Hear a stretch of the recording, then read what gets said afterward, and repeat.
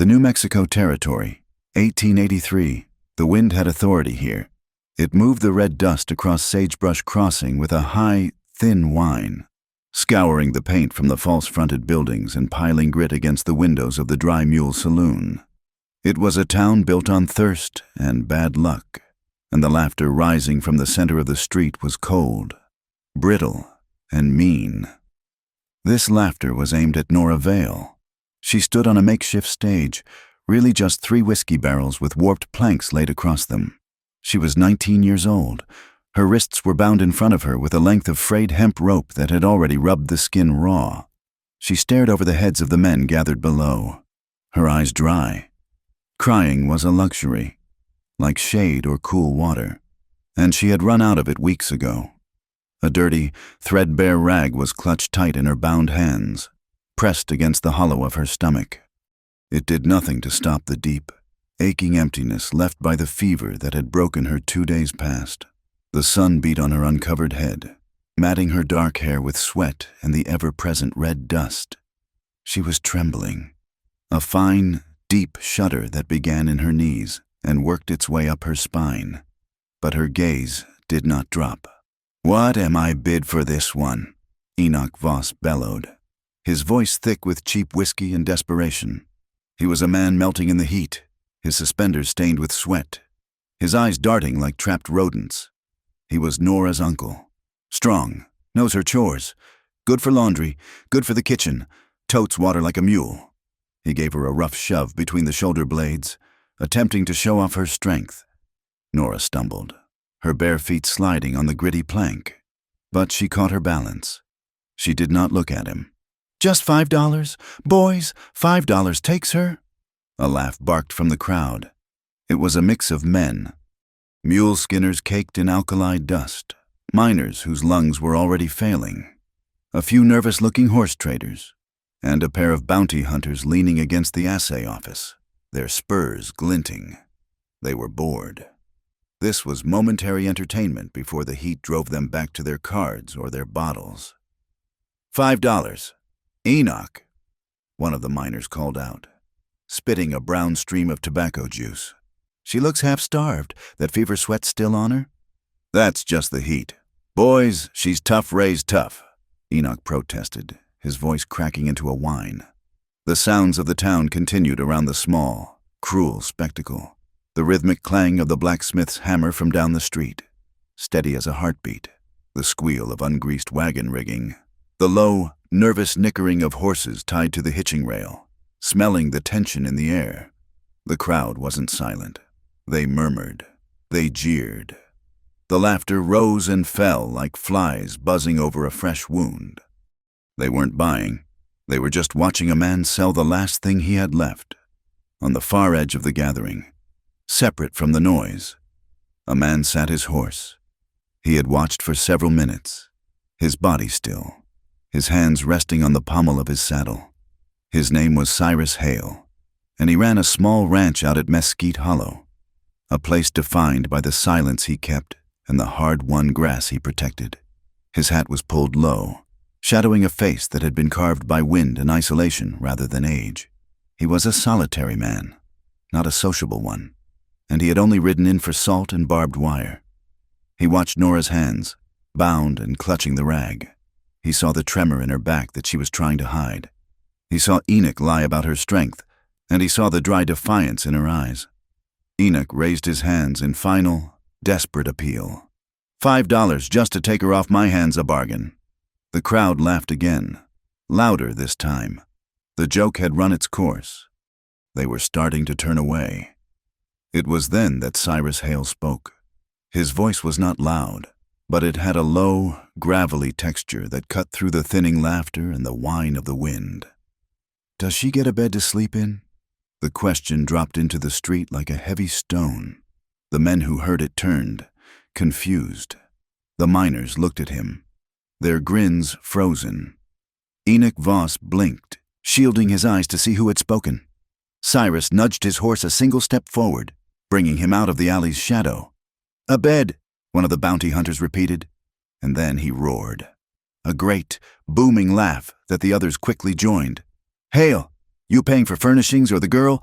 She needs a bed, Cyrus said, as if stating a simple fact of ranching, like a horse needs hay. He ignored the laughter. He looked at Enoch, his gaze flat and unreadable. He swung his leg over the saddle, his boots landing softly in the deep dust. His movements were economical, deliberate. He walked not to the stage, but to the small, overturned crate that served as Enoch's auction table. He reached into the pocket of his canvas trousers and pulled out a small leather pouch. He untied it and tipped out the contents. Not $5 in paper, but silver. Heavy coins that landed on the wood with a solid, final sound. $5. Then he added something else. From another pocket, he produced a small, worn folding knife with a bone handle. He placed it next to the coins. Enoch stared at the money, then at the knife, his eyes widening. "That's to stop arguments," Cyrus said, his voice still low. "It stops any future discussion about price or ownership. We're done here." The crowd was silent now. The laughter had vanished. This was no longer a joke. It was a transaction. Enoch's hand darted out, quick as a snake, sweeping the coins and the knife into his pouch. He did not look at Cyrus. He looked at the dust. He spat. "Fine," Enoch mumbled, stuffing the pouch into his shirt. "She's yours. Take the burden. Good riddance." He gestured dismissively toward Nora and turned, scuttling toward the saloon doors before the money could change its mind. On the platform, Nora had watched the exchange. Her heart was hammering against her ribs so hard she thought it might break through. She hadn't been bought for labor. She hadn't been bought for the saloon. She had been bought for reasons she couldn't understand, by a man who spoke of beds. One of the bounty hunters, still lingering, pulled his own knife and, with a bored sigh, stalked over to the platform. He grabbed the hemp rope and sawed through it. The cut was rough. As the rope fell away, Nora staggered back a step, pulling her arms close. Her wrists were bright red, weeping small beads of blood where the fibers had dug in. She cradled them against the rag at her stomach, her head down, expecting a hand to grab her, to push her toward her new owner. She let out a sound, a low noise from her chest, half groan, half growl, the sound of a trapped animal bracing for the boot. But the hand never came. She heard the heavy, even tread of his boots in the dust. She risked a glance up from beneath her matted hair. Cyrus Hale stood a few feet away. He did not reach for her. He did not touch her arm or her shoulder. His eyes met hers, and for a second, he just looked. He saw the fever, the fear, and the small, hard ember of fight buried deep inside. Then, slowly, he undid the buttons on the worn canvas coat he wore. It was dusty and smelled of sage and horse, but it was thick. He shrugged it off his broad shoulders, folded it once, and held it out. When she flinched and didn't take it, he stepped closer, moving with a deliberate slowness that gave her time to react. He didn't throw it at her. He placed it gently over her shoulders. The weight of it was surprising, and the trapped warmth from his body instantly seeped through her thin cotton shirt, startling her skin. "A bed," he said, repeating his promise. "Clean water, then we talk." He turned and walked toward his horse.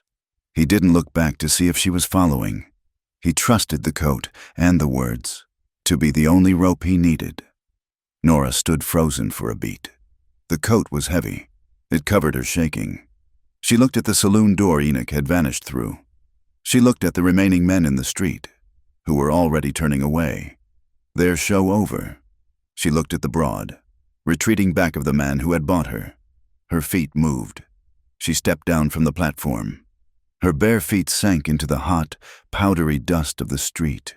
It felt like ash. She pulled the coat tighter, her raw wrists protected inside its sleeves, and she followed him. The crowd watched them go. They watched the tall, solitary rancher and the girl who had been sold, now wrapped in his coat. No one spoke.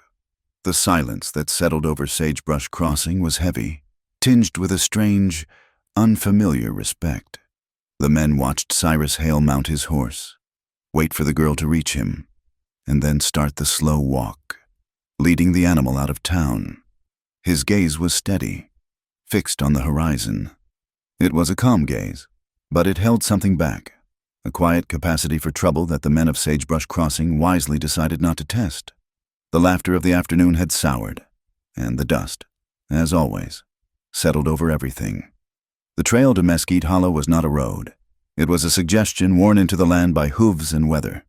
It wound away from the raw noise of Sagebrush Crossing, climbing slowly into a shallow valley defined by shadow and stone. The landscape was sparse, armed with yucca plants whose spines bristled like lances. Giant saguaros stood like silent, patient men, their arms raised to a sky that was turning from hammered brass to deep, bruised purple. They walked through a dry creek bed, the sand thick and soundless, the air carrying the dusty smell of creosote. The sun was dying, leaning its full weight against the western mountains, and the light it threw was the color of blood and fire. It caught the red dust caked on Nora's bare feet, making them look as though she had walked through flames. She was riding his horse. Moments after leaving the town proper, Cyrus had stopped. He had not asked. He had simply put his hands up to her waist. Nora had flinched so violently she almost fell, but his grip was impersonal, firm as oak.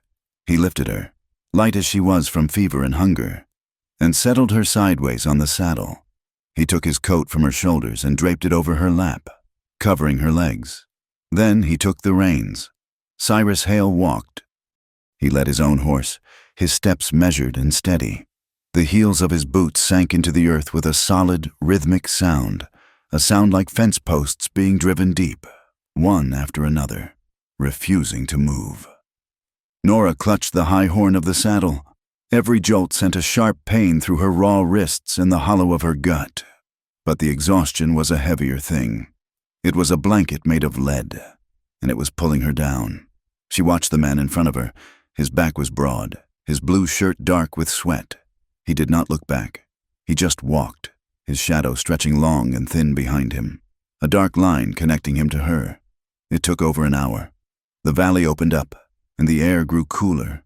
The wind moved through the pale, dry grasses, making a sound like a long, slow whisper. Nora heard it rustling over the exposed ribs of a long-dead steer half buried in the sand, a stark white shape in the twilight. Mesquite Hollow was not a grand place. It was a patch of hard-won order against a wilderness that was always pushing back. There was a main house, built of sturdy pine logs, its porch low to the ground. A barn, solid and well-mended, stood opposite, beside a lean-to for hay, and set off to the side, perhaps 50 yards from the main house, was a small, older building, a bunkhouse, long since unused. Its single window faced away from the house, looking out over a wide, shallow expanse of silver-green gramagrass that shimmered in the last light. Cyrus led the horse to the bunkhouse first. He stopped, and for a moment, Nora thought he would just leave her there. Instead, he reached up again. "Down," he said. She slid from the saddle, her legs buckling. The fever and the ride had taken the last of her strength. She collided with his chest, her face pressing into the damp, dusty cotton of his shirt. It smelled of salt and sage. She recoiled as if burned, pushing herself back, but his hands were already gone. He had stepped away, turning to the bunkhouse door. He pushed it open. It scraped on the floorboards. The sound loud in the quiet.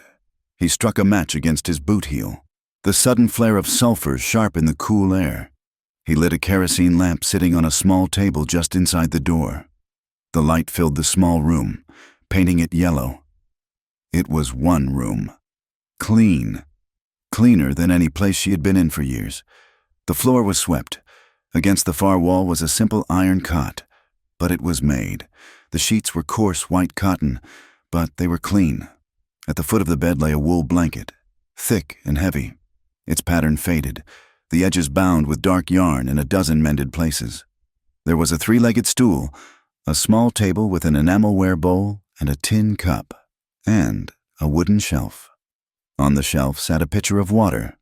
Nora stood in the doorway, her body silhouetted, her hand gripping the doorframe. Her eyes, wide and dark in her pale face, darted from the bed to the man. then to the single, uncontained window.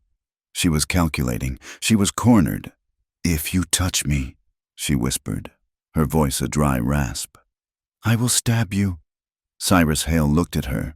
The lantern light carved deep lines into his face. He did not smile. He did not frown. He simply nodded. A short, sharp acknowledgement. "Fair," he said. He reached into his pocket and pulled out the small, bone-handled folding knife he had placed on the barrel in town. He opened the blade, walked past her, giving her a wide berth, and set it on the wooden shelf next to the pitcher of water. "The knife is on the shelf," he said, his voice quiet. "The door has no lock. It is not meant to—" He turned and left, pulling the door partway closed behind him, leaving it open just a crack. Nora did not move for a long time. She listened to his boots cross the packed earth to the main house. She heard his own door open and close. She was alone. She limped to the shelf, her bare feet sticking to the wood floor. Her hand closed around the knife. The bone was smooth, worn. She held it. The blade pointed toward the door. She waited. 10 minutes later, his boots returned. They stopped outside the door. He did not try to enter. "Food," he said, his voice muffled. She backed away, raising the knife. The door swung open slowly. He stood on the threshold, a steaming bowl in one hand and a thick slice of cornbread balanced on a tin plate in the other. He did not try to cross. He bent, placed the bowl and the plate on the floor just inside the room, and stood up. "It is bean soup," he said. He looked at her, his eyes unreadable. Then he retreated, pulling the door closed. And this time, she heard the distinct sound of a heavy wooden bar being dropped into place on the outside of his own door. He had barred himself in. Nora stared at the bowl. Steam rose from it, carrying the scent of salt pork and beans. Her stomach seized with a hunger so violent it was painful. She crept forward, snatched the bowl and the bread, and retreated to the corner, sinking to the floor. She did not use the spoon that was in the bowl. She ripped a piece of the cornbread, dipped it, and lifted it to her mouth, her eyes fixed on the door. She chewed. The bread was coarse, but the soup was hot and thick. It tasted of salt. It tasted real. She ate like a wolf, tearing and swallowing, her body shaking with a sudden intake of food. When the bowl was empty, she licked it clean, then crammed the last of the bread into her mouth. The food hit her empty stomach like a warm stone, and the exhaustion rolled in, a black tide. She crawled to the bed. She touched the clean sheets, her fingers tracing the cotton. She laid the knife on the stool beside her. She could not bring herself to get under the covers. It felt too final, too vulnerable.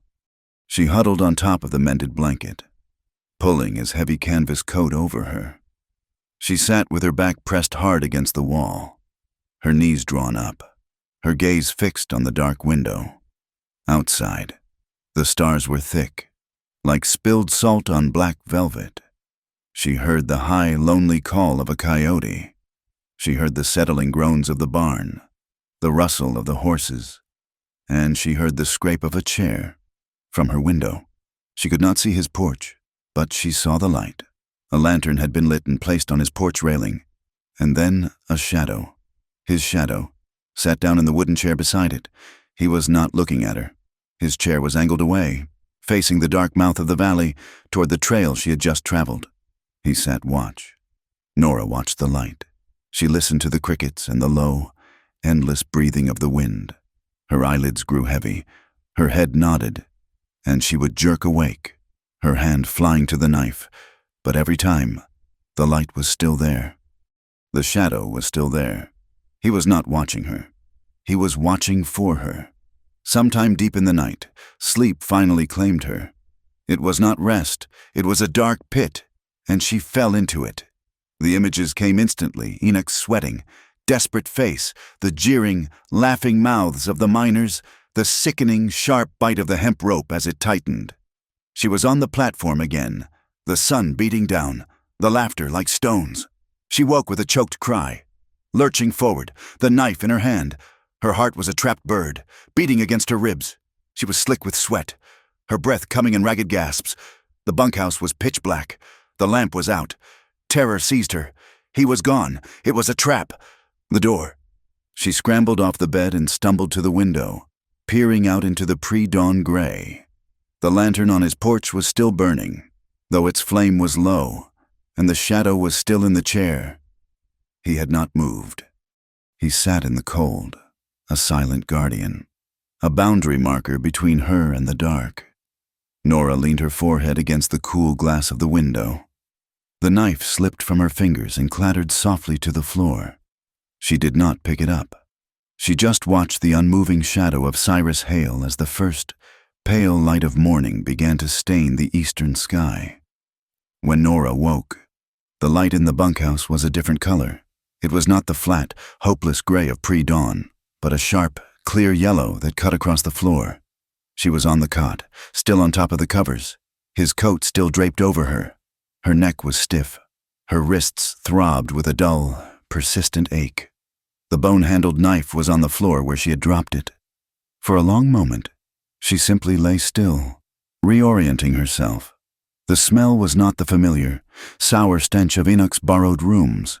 It smelled of pine wood, old wool, and dust. She heard a sound outside, not a footstep, but the scrape of a bucket being set on packed earth.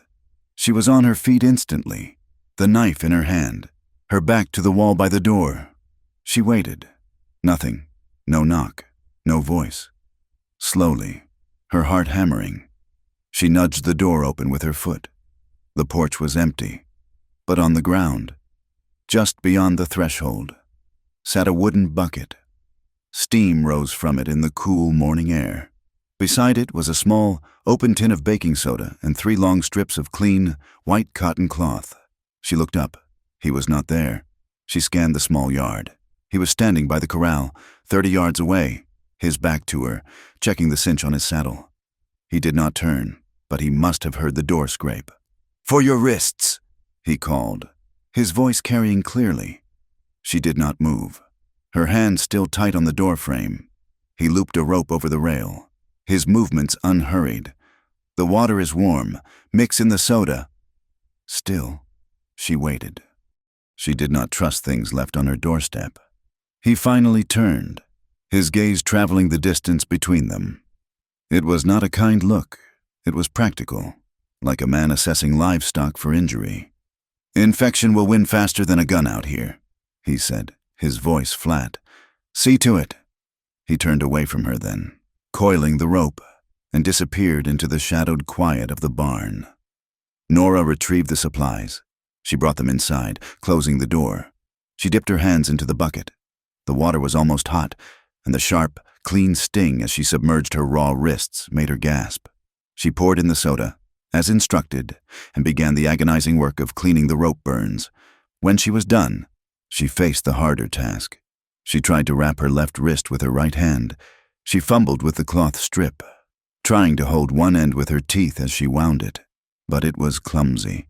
The bandage was too loose, and it slipped, falling into the dirt floor. She let out a low, frustrated sound, tears of anger and weakness stinging her eyes. She heard a single boot scrape on the dirt outside. She looked up, startled.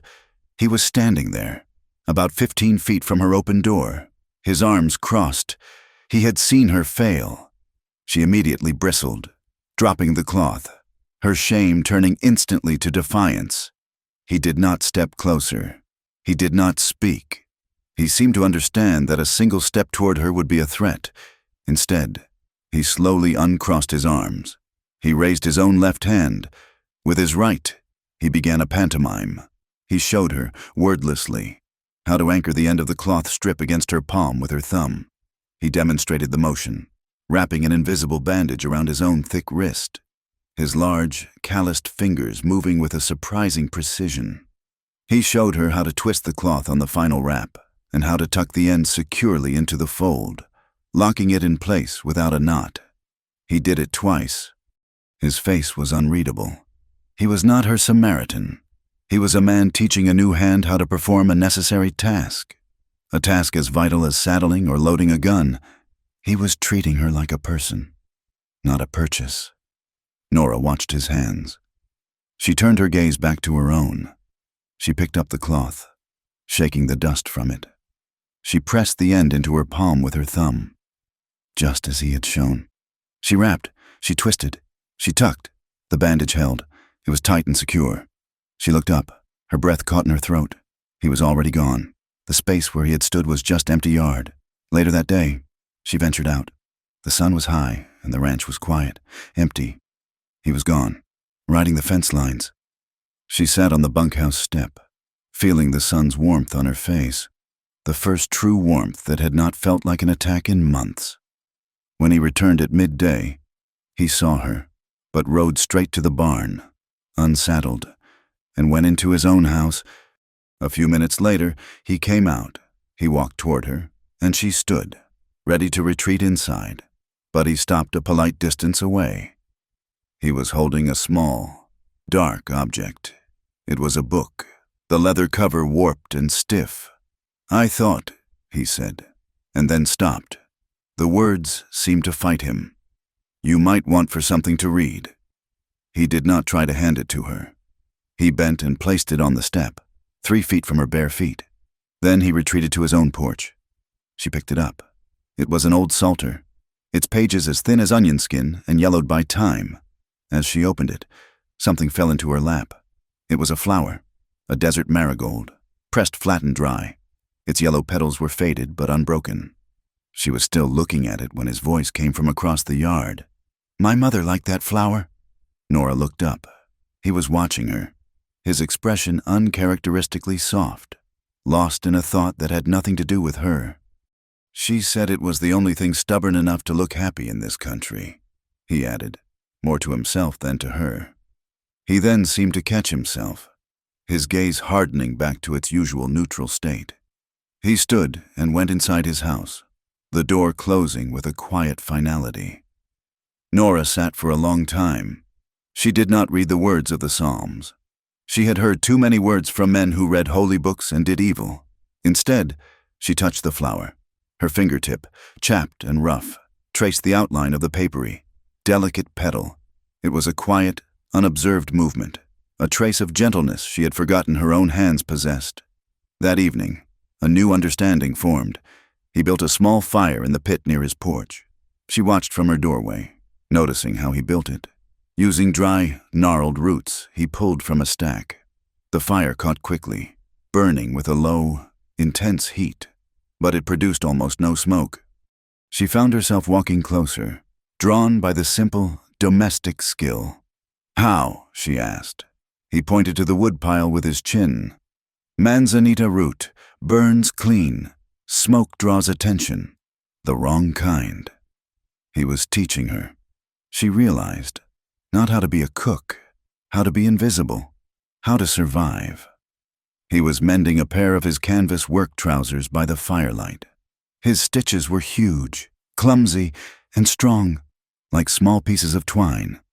Nora watched him fumble, his large fingers struggling with a small needle. She felt an odd, unfamiliar impulse, not gratitude, but a need for balance, a need to not just be the one who takes. She went to his porch and found his mending tin. She found a smaller needle. She returned to the bunkhouse, retrieved a scrap of her own ruined shirt, and painstakingly unraveled a length of fine, strong thread. She walked back to the fire and sat on a log opposite him. She picked up one of his shirts, the one with the torn sleeve, which he had thrown aside in frustration. She began to sew. He stopped his own work. He watched her. Her hands were swift and sure. The stitches were tiny, tight and arrow-straight, disappearing into the weave of the fabric. It was a skill born of poverty, of making things last, of repairing the damage Enoch had always left in his wake. She did not look up. She just sewed, her head bowed, the firelight catching the concentration in her face. He was a master of the fence line, the horse, the smokeless fire. She was a master of the needle. They sat in silence for nearly an hour. The only sounds were the soft crackle of the roots and the tiny shing of the needle as it passed through the coarse cloth. It was a trade, a skill for a skill. 2 days later, he hitched the wagon. "Need supplies," he said. "I am coming." Nora said. It was not a question. He looked at her for a long beat. He studied her bare feet. He disappeared into his house and emerged with a pair of scuffed, worn-out boots. "They'll be too big." She took them. She stuffed the toes with spare cloth from her new bandages and pulled them on. They were heavy, clunky, but they were armor. The ride to Sagebrush Crossing was tense.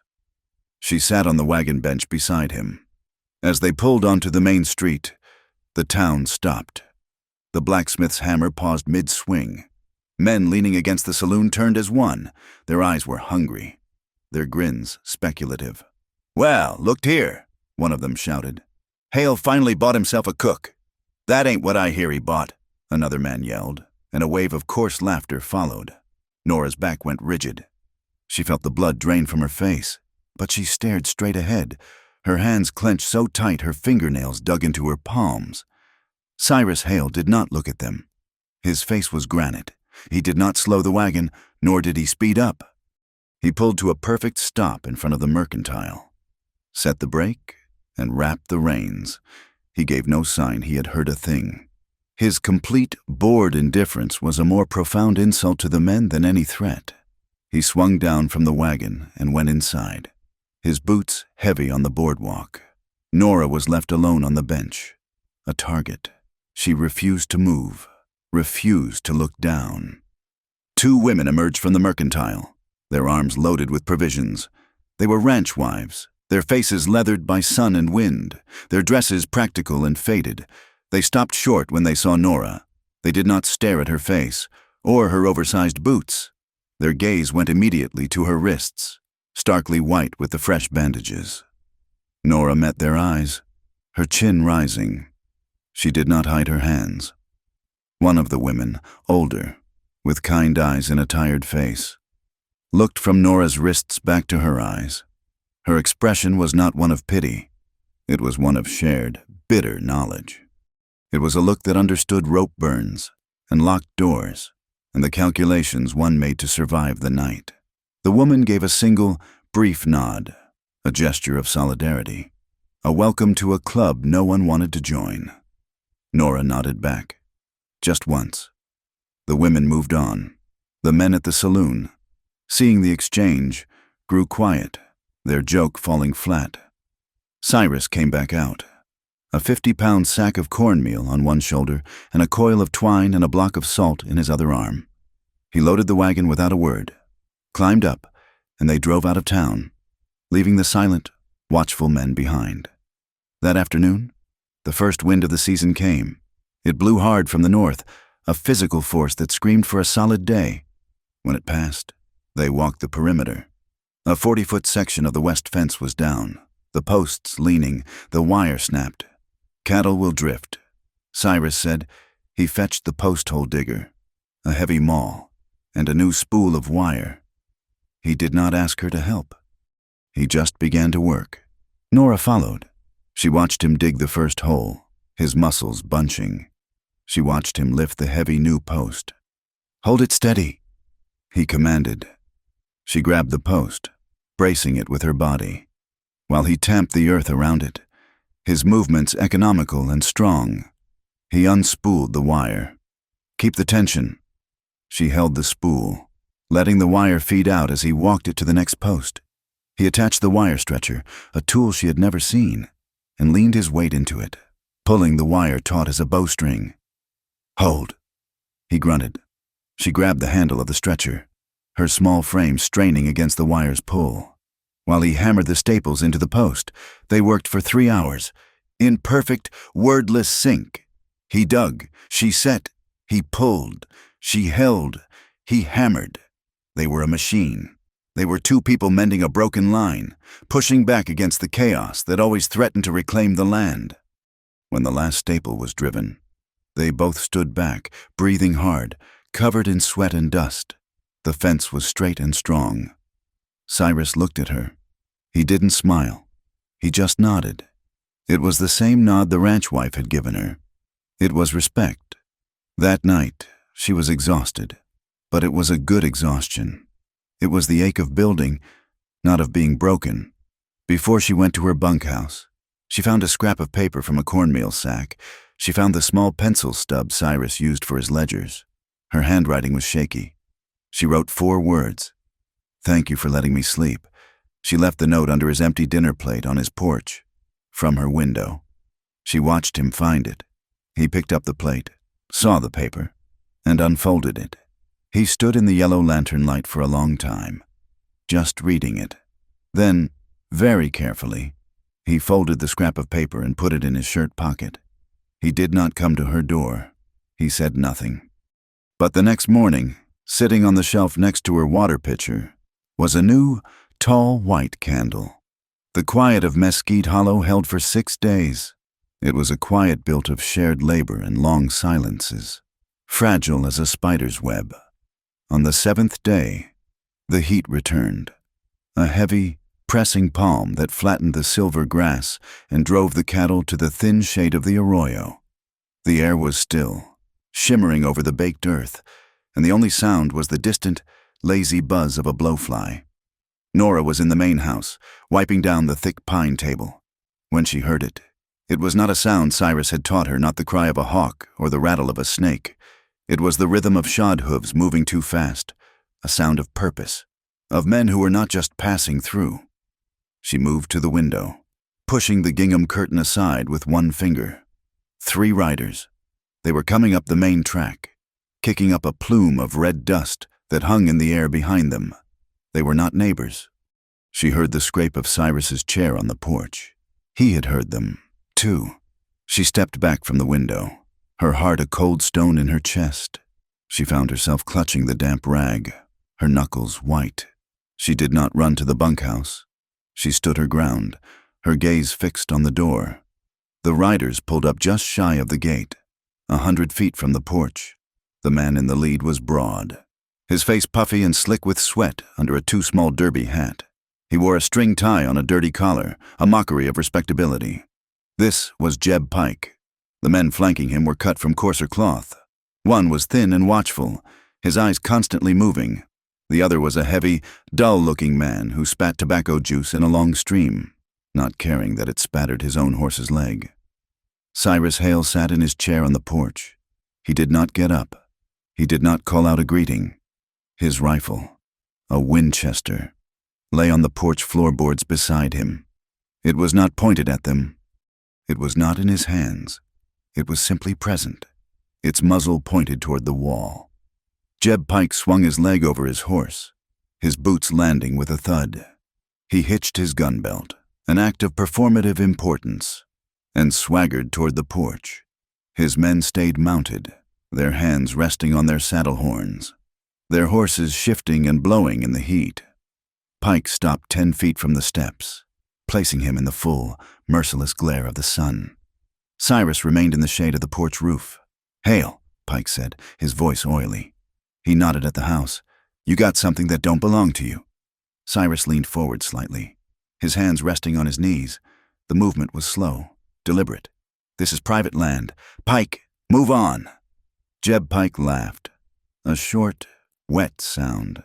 "Oh, I ain't after your land. I'm after the collateral." He reached into his vest pocket and pulled out a piece of paper, already dark with finger grease and sweat. He unfolded it with a flourish. "This here is a marker. From Enoch Voss. He owes the establishment I represent a significant sum. Pledged his last bit of property as security. Enoch's debts are his own." Cyrus said, his voice flat. "Not when the debt is a thing." Pike sneered. "And that thing is the girl you snatched up. The girl called Nora Vale. She is Enoch's property, and he signed her over. This paper says so." Cyrus did not move. He just watched Pike. "Get off my land. Now, see, I can't do that." Pike said, enjoying himself. He took a step closer, onto the first step of the porch. "Enoch's debt stands at $5, plus interest, of course, compounded daily. Let's call it $10. You pay the 10, and the paper is yours. Or," he grinned, "you hand over the girl. Simple business." Cyrus Hale moved. He did not stand. He simply rose from his chair in a single, fluid motion, like a man getting up to check the weather. He was suddenly just there, at the edge of the porch, towering over Pike. He did not look at the paper. He looked at Pike's face. Then he reached out, not for his rifle, but for the paper. His fingers closed on it. Pike, surprised, let it go. Cyrus did not read it. He did not glance at the signature. He tore it, once down the middle. Then he tore it again. He opened his hand, and the small, dirty pieces of paper fluttered in the faint breeze, scattering into the dust of the yard. Jeb Pike's face went from smug to a mottled, dangerous red. "You son of a... Get out!" Cyrus said. The words were not shouted. They were spoken with a finality that chilled the air. The heavy man on the horse spat a curse. His hand, which had been resting on the saddle horn, dropped. It moved toward the worn leather holster on his hip. His horse sensed the movement, the sudden tension, and it shied, whinnying and stamping its feet. It was in that moment, that terrible stretched-out second where the world holds its breath, that the front door of the house opened. Nora stepped out onto the porch. She was not the cowering girl from the auction block. Her hair was pulled back. She wore the clean, faded cotton dress Cyrus had left for her, the one that had belonged to his mother. Her feet were still bare, and the bandages on her wrists were stark white against her skin. But her eyes were not hollow. They were bright with a cold, clear fire. She did not look at Cyrus. She looked directly at Jeb Pike. "I am not anyone's debt," she said. Her voice was not loud, but like Cyrus's. It was clear, and it carried, "I am not property." Jeb Pike stared, momentarily thrown. The henchman's hand froze, hovering over the butt of his pistol. His horse continued to stamp, the sound of its hooves frantic in the sudden, absolute silence. Cyrus Hale shifted his weight. It was a movement of less than an inch, just a slight settling of his right foot onto the porch board, his boot heel digging into the wood. He was bracing himself. He was ready to launch. He was no longer a man at rest. He was a trigger, pulled back and waiting. An invisible line had been drawn. It ran from Cyrus's braced foot, across the 10 feet of dusty air, to Jeb Pike's chest. Another line ran from Nora's steady gaze to the henchman's hand. The heat, the buzzing fly, the stamping horse had all coalesced into a single point of unbearable pressure. Jeb Pike saw it. He saw the shift in Cyrus's body. He saw the defiance in Nora's eyes. He saw the other henchman, the thin one, who had not moved, his gaze fixed on the Winchester that still lay on the floor. Pike was a debt collector, a creature of intimidation. Not a fool. This was not a $10 fight, not against a man like Hale, on his own land, with the girl standing beside him.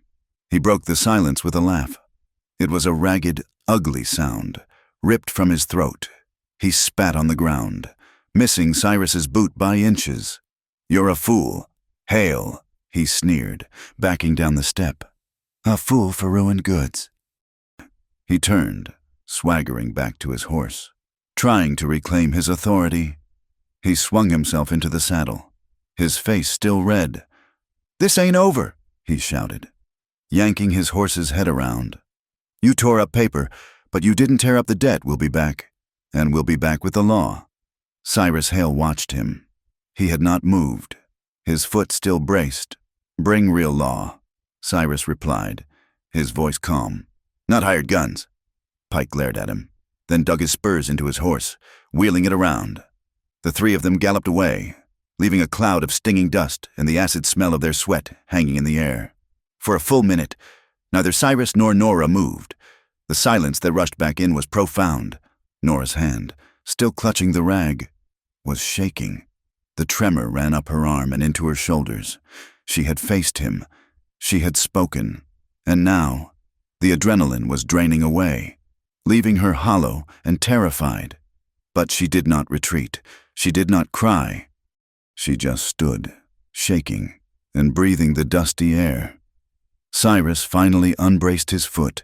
He bent, his knees cracking, and picked up the Winchester. He did not look at her. He did not say, "Good job," or "Are you all right?" He checked the rifle's action, then leaned it carefully against the wall. He turned to her. "Come," He walked, not to the main house, but to her bunkhouse.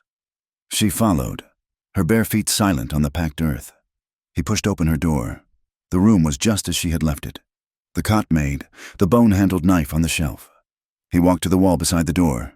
Leaning there was a piece of iron, a thick, heavy bar, rusted at the edges, with a U-shaped bracket on the wall beside it. "At night," he said, "you do this." He lifted the heavy bar and slid it into the bracket, securing the door. The sound of the iron settling into the wood was deep and final. "It will hold against a boot," he said. He lifted it out. "It will not hold against a sledge. It gives you time." He then pointed to a loose floorboard under the cot. "The key to the main house. You hide it there. If I am not here, you go to the main house. There is an iron bar for that door, too. You use it. You stay away from the windows." He was teaching her again. Not mending, not fence building. He was teaching her angles of attack. He was teaching her how to build a fortress. Nora nodded, her throat too tight to speak. She touched the heavy iron bar. It was cold. He left her there. She barred the door, the movement stiff and unfamiliar. The heavy thud of the iron settling was the loudest sound she had ever heard. It was the sound of a cage. It was the sound of safety. That night, she did not stay in the bunkhouse, and he did not sit on his porch after the sun had bled away, leaving the sky a deep, star-filled indigo. Cyrus emerged from his house, his rifle in his hand. He did not light the porch lantern. He walked to the barn, his boots silent. He checked the latch, his hand running along the wood. As he turned, he stopped. Nora was standing 10 feet away, a shadow against the darkness. She was holding the heavy cast-iron skillet from her bunkhouse stove. She said nothing. He looked at her, at the skillet held like a weapon. A long moment passed. The moon was rising, just a sliver, casting a pale, weak light. He nodded once, a gesture of acceptance. We walked the perimeter. He moved toward the west fence, his rifle held low. She fell into step, not beside him, but just behind his right shoulder. They moved as one, 2 shadows scanning the darkness. They patrolled the barn, the corral, the dark, silent space between the house and the bunkhouse. They listened to the crickets, the rustle of a pack rat in the woodpile. For the first time since she had arrived, they were in perfect, silent agreement. They stood shoulder to shoulder, their backs to the small, fragile light of the ranch, and faced the darkness together. Their 2 long, thin shadows stretched out in the moonlight, wavered, and then melted into one. The shared watch became a ritual. For 3 nights, they patrolled the perimeter. They did not speak. They listened. The threat of Jeb Pike hung over the hollow, a palpable presence, like a mountain lion crouched just beyond the firelight. On the 4th night, the tension, coiling tighter and tighter, finally found a voice. They were sitting by the small, smokeless fire, the rifle leaning against Cyrus's chair, the iron skillet leaning against Nora's. The moon was high, bathing the yard in a sterile silver light. Nora was staring into the manzanita embers. "He called me ruined goods," she said. Her voice was barely audible, a thread of sound against the chirping of the crickets. Cyrus did not look at her. He continued to watch the dark line of the canyon rim. He's a man who deals in rumor and intimidation. His words have no weight. But he is right about Enoch, she said. The words came out, small and hard, like stones she had been carrying in her mouth. "About the debt." Cyrus waited. He knew this was not a conversation to be hurried. He knew this was the sound of a secret being unlocked. "My mother died when I was 12, Nora said, her voice flat, reciting a catechism of pain. "Fever. It was just her and me. Enoch. He was her brother. He took me in." The way she said the words made them sound like a different kind of violence. His house was a single room then, but the men started coming, for cards. He was a good hand at losing. The room got louder. I stopped being his niece. I became the girl who fetches the whiskey, the girl who scrubs the floors when they were sick. And then... She stopped, her hands twisting in her lap. The bandages on her wrists now faded to a dull gray. Then I became the collateral, the thing he put up when his coin ran out.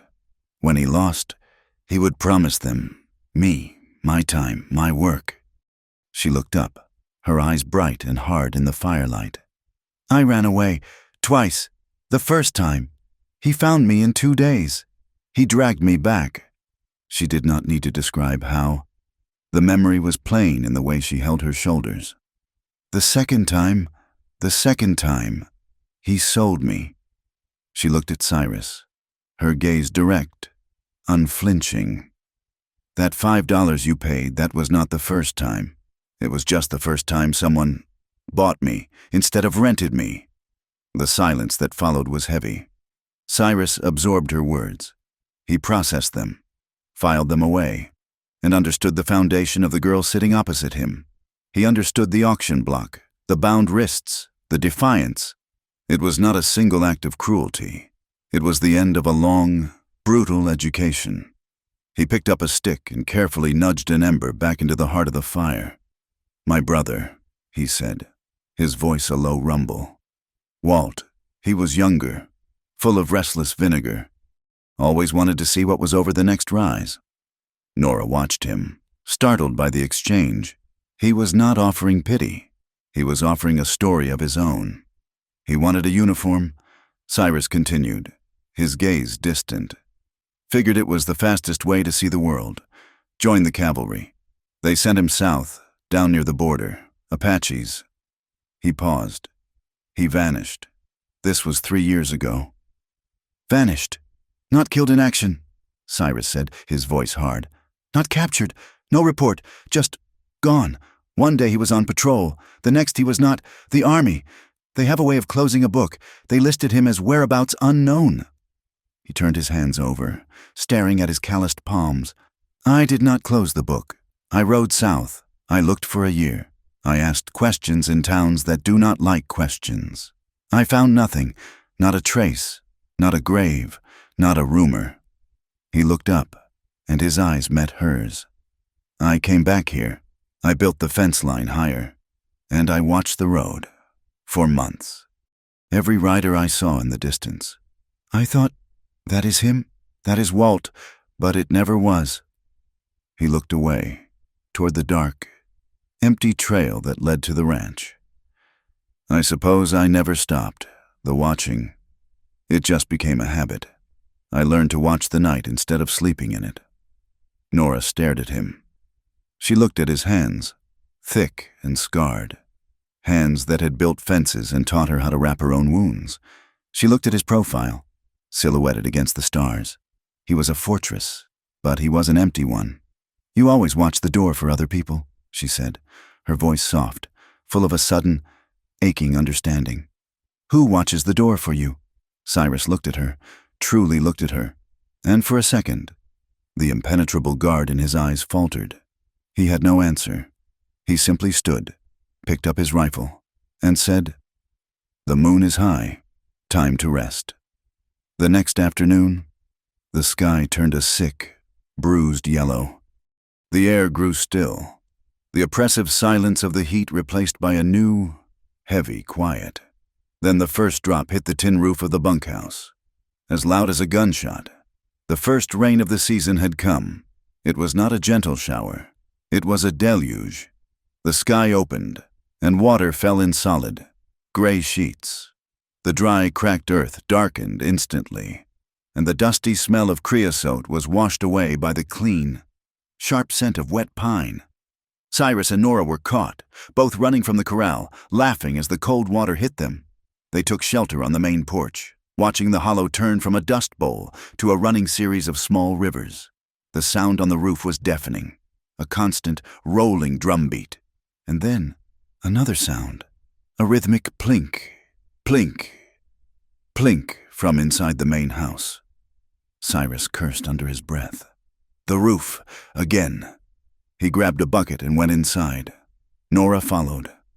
A steady stream of brown water was dripping from a ceiling beam, splashing onto the floor by the hearth. I have to go up, he said, grabbing his hammer and a pouch of roofing nails. I need you in here. What do I do? You watch the leak. When I shout, you hammer on the ceiling, right where it is coming from, so I can find the spot on the roof." He vanished out the door, and she heard him clambering onto the slick, treacherous roof. She stood in the dim, rain-filled room, watching the steady drip. "Now!" his voice bellowed, muffled by the storm. Nora picked up a piece of firewood and struck the ceiling beam. Hard. Thump, thump, thump. She heard him move above her. Then, a new sound. A counter rhythm to the storm, the sound of his hammer. Bang, bang, bang. Sharp, steady, and sure. It was not a sound of violence. It was the sound of mending. It beat in time with the racing of her own heart. He hammered for several minutes. The leak slowed to a drip, and then stopped. He came back inside, soaked to the skin, his hair plastered to his head. He looked at her, at the bucket, at the dry spot on the beam. That should hold it, he said. The rain forced them inside for the rest of the day. The air in the main house was damp and cool. Cyrus began to prepare their meal, moving with his usual, clumsy efficiency. He mixed cornmeal and water in a bowl. Nora watched him. "It will be hard," she said. He stopped, the spoon in his hand. "It is cornbread. It will be hard," she repeated. She stepped forward, her bare feet hesitant on his floor. "You need buttermilk, or if you do not have it, a little baking soda and vinegar, just a splash, and an egg." He stared at her, then stepped aside, relinquishing the bowl. She took it. She found the vinegar, the soda, the tin of precious eggs. She showed him how to mix the wet and the dry, how to fold the batter gently, not to stir it. "You have to be light with it," she explained. "You beat it, it fights back."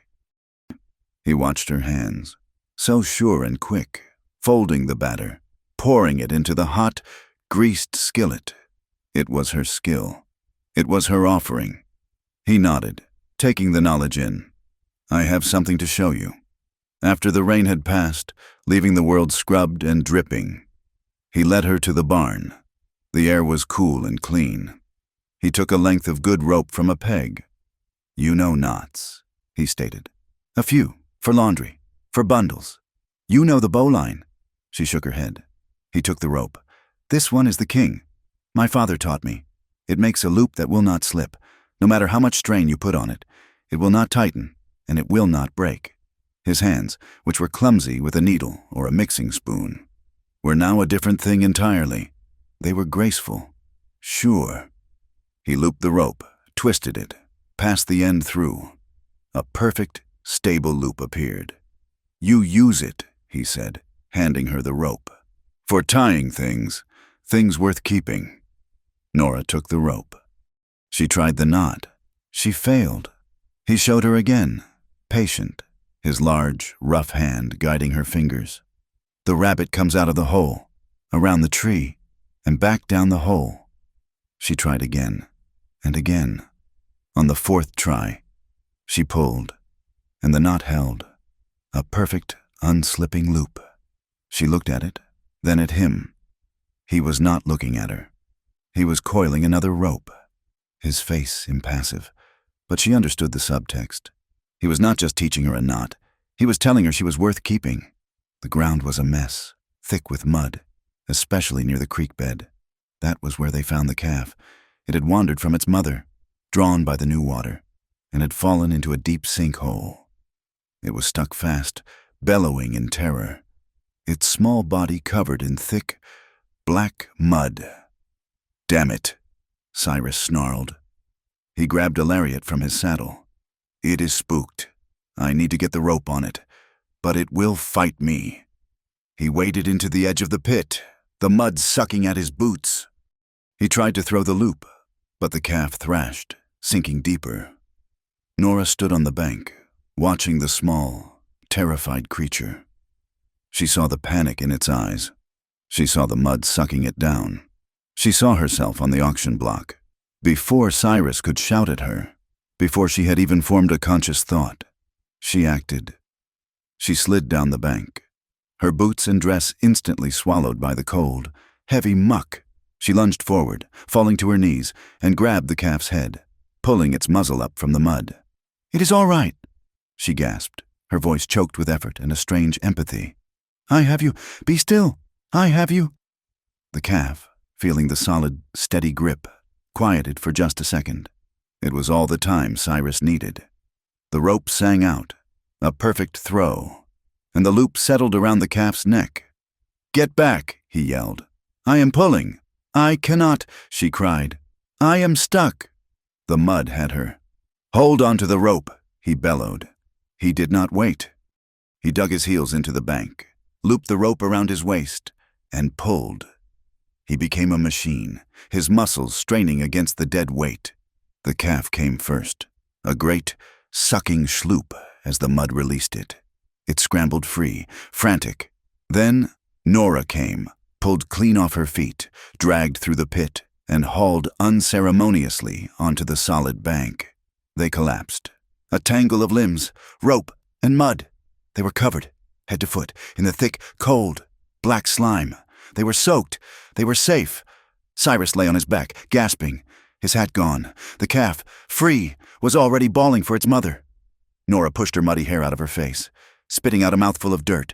She looked at Cyrus, at his face, which was a mask of black mud, only his eyes visible. A sound escaped her, a small, strange, breathy noise. A gasp. Then it happened. A laugh. It bubbled up from deep in her chest. A genuine, uncontrollable, alien sound. It was rusty and cracked, but it was real. She clapped a muddy hand over her mouth, her eyes wide with shock at the sound of her own joy. Cyrus stared at her. His chest heaved. And then a low, unused rumble started in his own chest. He laughed too. It was not a smile. It was a full, barking laugh, a sound of pure, surprised relief. They laughed for 10 seconds. Two people, caked in mud, having just fought the earth and won. And as quickly as it came, Nora's laughter died. She froze. The sound echoed in her ears. It was the sound of a person she did not know, a person from before Enoch, before the debts, before her mother was gone. The vulnerability of that sound, that brief, uncontrolled happiness, was more terrifying than the mud, more shocking than Jeb Pike.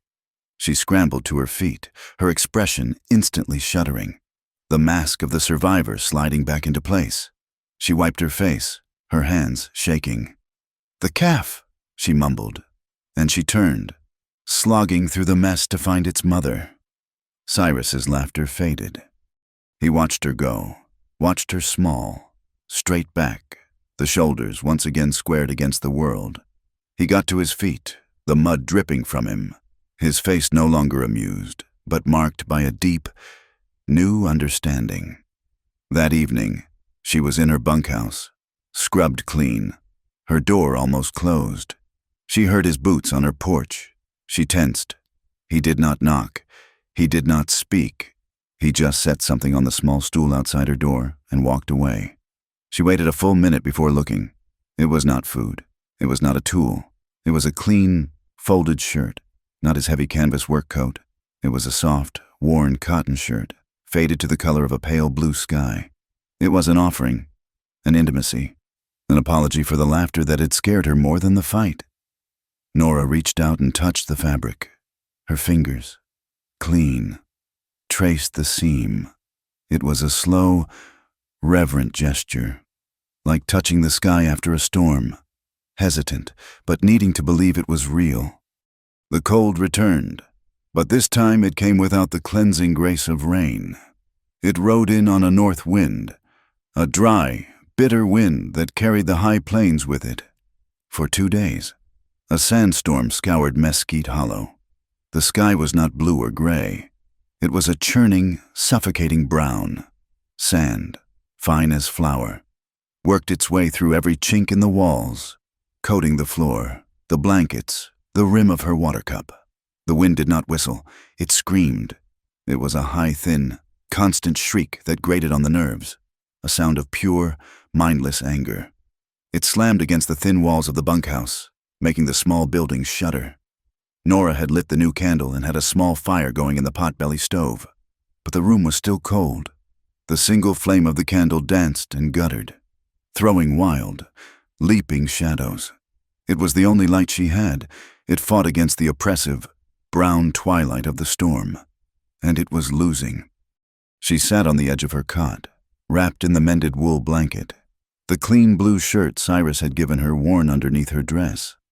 She watched the flame dip and shrink, the wick struggling against the drafts that snaked across the floor. The light faltered, sinking to a tiny blue spark, and the room was plunged into near darkness. Then, with a gasp, the flame leaped back, defiant but weak.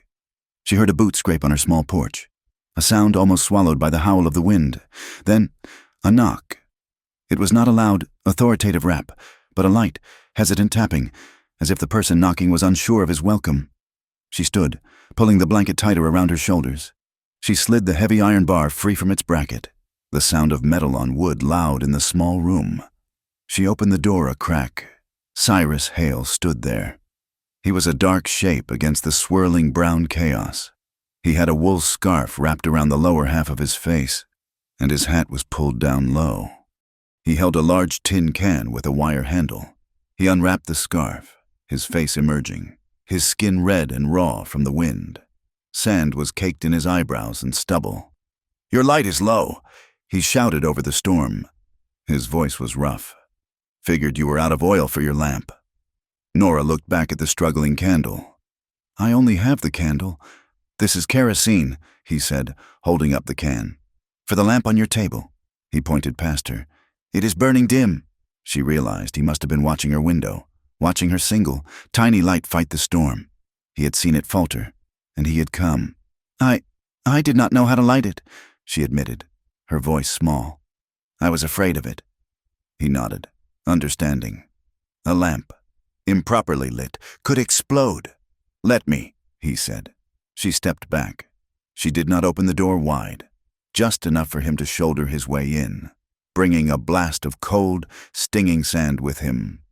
The door slammed shut behind him, and the sound of the wind was instantly muffled, reduced to a high-pitched whine at the cracks. The small room suddenly felt crowded.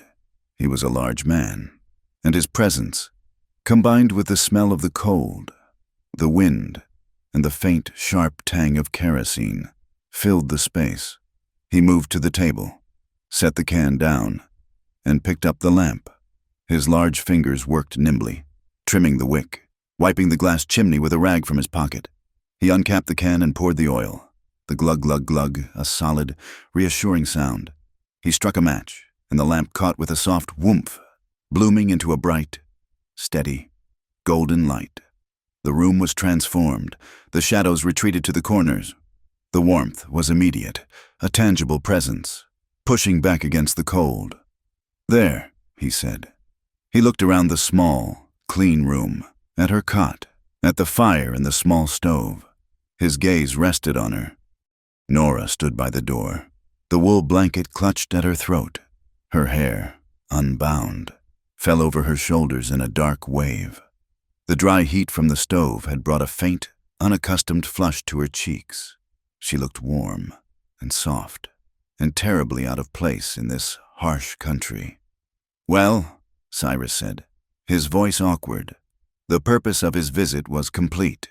He gestured to the door. "I will let you be." He reached for the latch. "Stay," Nora whispered. He froze, his hand on the wood. He turned, his face unreadable in the new, bright light. "What?" "Stay," she said again, her voice clearer, though still quiet. "Just for a little while." She looked at the window, which was rattling in its frame as if a giant hand were trying to break it. "The wind. It hates me. I do not like to hear it alone." He looked at her, then at the single stool. He looked at the cot. There was nowhere else to sit. "The stool is yours," she said, nodding to the three-legged seat. She sat on the edge of her cot, her back straight, the blanket still around her. She was not inviting him into her bed. She was inviting him to share the small circle of light. He took the stool, placing it near the stove, opposite her. They were separated by 3 feet of wooden floor and 1,000 miles of silence. They sat. The lamp hissed softly. The stove ticked as the wood settled, and outside, The wind howled, a lonely, mad beast trying to get in. Every small movement in the room took on a massive weight. Nora's hand, emerging from the blanket, rested on the wooden frame of the cot. Her fingers traced the grain of the pine, a repetitive, grounding motion, back and forth, back and forth. Cyrus sat with his hat in his lap, turning the brim in his hands. He set it on the floor, then clasped his large hands together, lacing his fingers tight, as if to keep them from reaching for something they should not. He was profoundly, physically uncomfortable, and yet he stayed.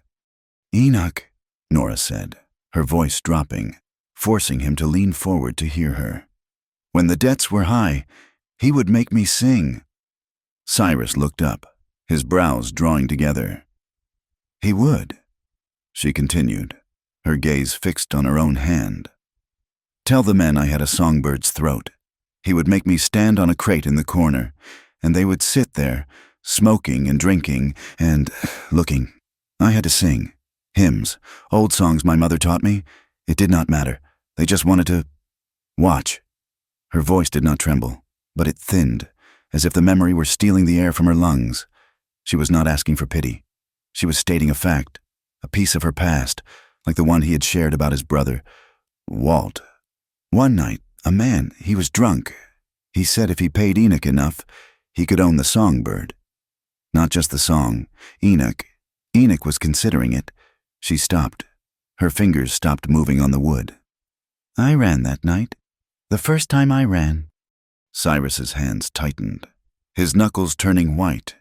He stared at the floor, his jaw working. He did not offer platitudes. He did not say it was not her fault. He let the silence stretch, giving the ugly memory room to breathe and to die in the warm light. Finally, he looked at her. His eyes were dark, but the granite was gone. There was something else there, a deep, protective anger that was not for her, but for the men in that room. "You do not owe anyone a song here. Nora," he said, his voice a low, rough vow. "No one is owed anything." The silence that followed was different. It was not empty. It was full of the things they had both said, and the things they had not. The shared patrols, the mended fence, the laughter in the mud, the shared story of loss. It all hung in the air between them, in the golden, hissing light of the lamp. Nora's breath hitched. She looked at him, at this large, quiet, solitary man who had bought her for $5 and given her bandages and boots and a heavy iron bar for her door. Slowly, she stood up from the cot, the wool blanket pooled at her feet. She stood in her simple dress and the worn blue shirt, her bare feet silent on the floor. She took one step, and then another. She crossed the small space between them until she was standing in front of him, so close her knees almost brushed his. Cyrus did not move. He sat frozen on the stool, his hands still clasped, his head tilted back to look up at her. He looked like a man braced for a blow, or a miracle, and he was not sure which. Nora's eyes asked the question her voice could not. "Are you safe?" He did not speak. He did not reach for her. He just gave a single, almost imperceptible nod, a release of breath, a granting of permission. Yes, the embrace came first. She did not fall against him. She leaned in, slowly, and put her arms around his neck, her hands finding his broad shoulders. Her movement was hesitant, then sure. She rested her head against his, her forehead pressing into his temple. For a second, he remained rigid, a man of stone. Then, as if a great weight had been lifted, he let out a long, shuddering breath. His arms came up, his large, calloused hands. The hands that had taught her the bowline settled on her back. They did not grope. They did not pull her tight. They rested, broad and warm, just below her shoulder blades, a gesture of pure, respectful support. He was holding her up. She clung to him, her hands moving from his shoulders to his chest, her palms pressing flat against the solid, steady beat of his heart. It was slow, calm, a rhythm as reliable as the fence line. She felt the warmth of him through his shirt, the solid strength. She breathed in the smell of him, dust, wool, and the clean, sharp scent of the kerosene he had brought her. They stayed that way for a long time, just breathing. Two solitary people, anchored against the screaming of the wind. When they finally shifted, it was Cyrus who moved. He did not pull away. He just loosened his hold, his hand sliding to her upper arms, giving her space. She lifted her head, her face just inches from his. His eyes were dark, and they were no longer looking at the door or the horizon. They were looking at her. The kiss came slowly. It was as cautious as her first step toward him. He leaned in, giving her 1,000 chances to pull away. She did not. His lips touched hers. It was not a kiss of fire, or hunger, or possession. It was a kiss of profound, staggering gentleness. It was dry, warm, and hesitant. It was a question. It was a promise. It was, more than anything, a prayer. Her lips, chapped from the wind, softened under his. She responded with an equal, trembling tenderness. A silent yes. It was the first kiss of her life that was not a prelude to violence. The first that was not a transaction. The worn cotton of their shirts rustled. The lamp hissed. The shadows on the wall, thrown by the single, steady flame, danced and merged. When he drew back, his hands were still on her arms, holding her steady. Her eyes were closed. She opened them, a slow, dazed unfolding, and looked at him. He looked as stunned as she felt. A gust of wind hammered the bunkhouse, and the buildings shuddered violently. Nora flinched, her grip tightening on him. "It is cold," he said, his voice thick. He did not lead her to the cot. He stood, his hand still holding her, and sat on the edge of the bed himself. He pulled her down beside him, not onto his lap, not under the covers, just beside him. He reached for the wool blanket at their feet and, with a practical, almost brotherly motion, he draped it over both their shoulders, pulling her close against his side. They sat, fully clothed, sharing the blanket, sharing the small space on the cot, his arm around her, her head resting on his shoulder. They faced the stove, watching the small, orange flames lick the grate. They did not speak. There were no more words to say. The storm raged. The wind shrieked its hatred. But inside the small, light-filled room, it was quiet. That night, for the first time in either of their lives, the crushing, hollow weight of their loneliness was reduced by half. They had found their anchor. The morning after the storm, the world was raw and quiet, scrubbed clean. The air, washed of dust, was so clear that the distant mesas looked sharp enough to cut. When Nora emerged from the bunkhouse, the sun was bright, the sky a high, painful blue. She saw Cyrus by the corral, mending a bridle. He looked up as she approached, and their eyes met across the yard. It was not the hesitant, questioning look of the night before. It was a look of quiet confirmation. The shared warmth, the kiss, the huddling against the storm. It had not been a dream. It was a fact, solid as the ground beneath their feet. A faint, awkward flush rose on Cyrus's neck, and he quickly looked back down at his work, his hands fumbling for a moment with the leather strap. The new, fragile piece held for most of the morning. It was broken by a single rider, this one wearing a dusty badge. He was a deputy from Sagebrush Crossing. He did not dismount. "Hail," the deputy called, his voice tired. "Judge Mercer is in town, holding circuit court at the Dry Mule. He'll be hearing a complaint filed against you. Noon." Cyrus did not look surprised. He just nodded, wiping his hands on a rag. "What complaint?" The deputy spat in the dust. "Jeb Pike, theft of chattel property. He's got Enoch Voss with him as a witness. Mercer wants you both there."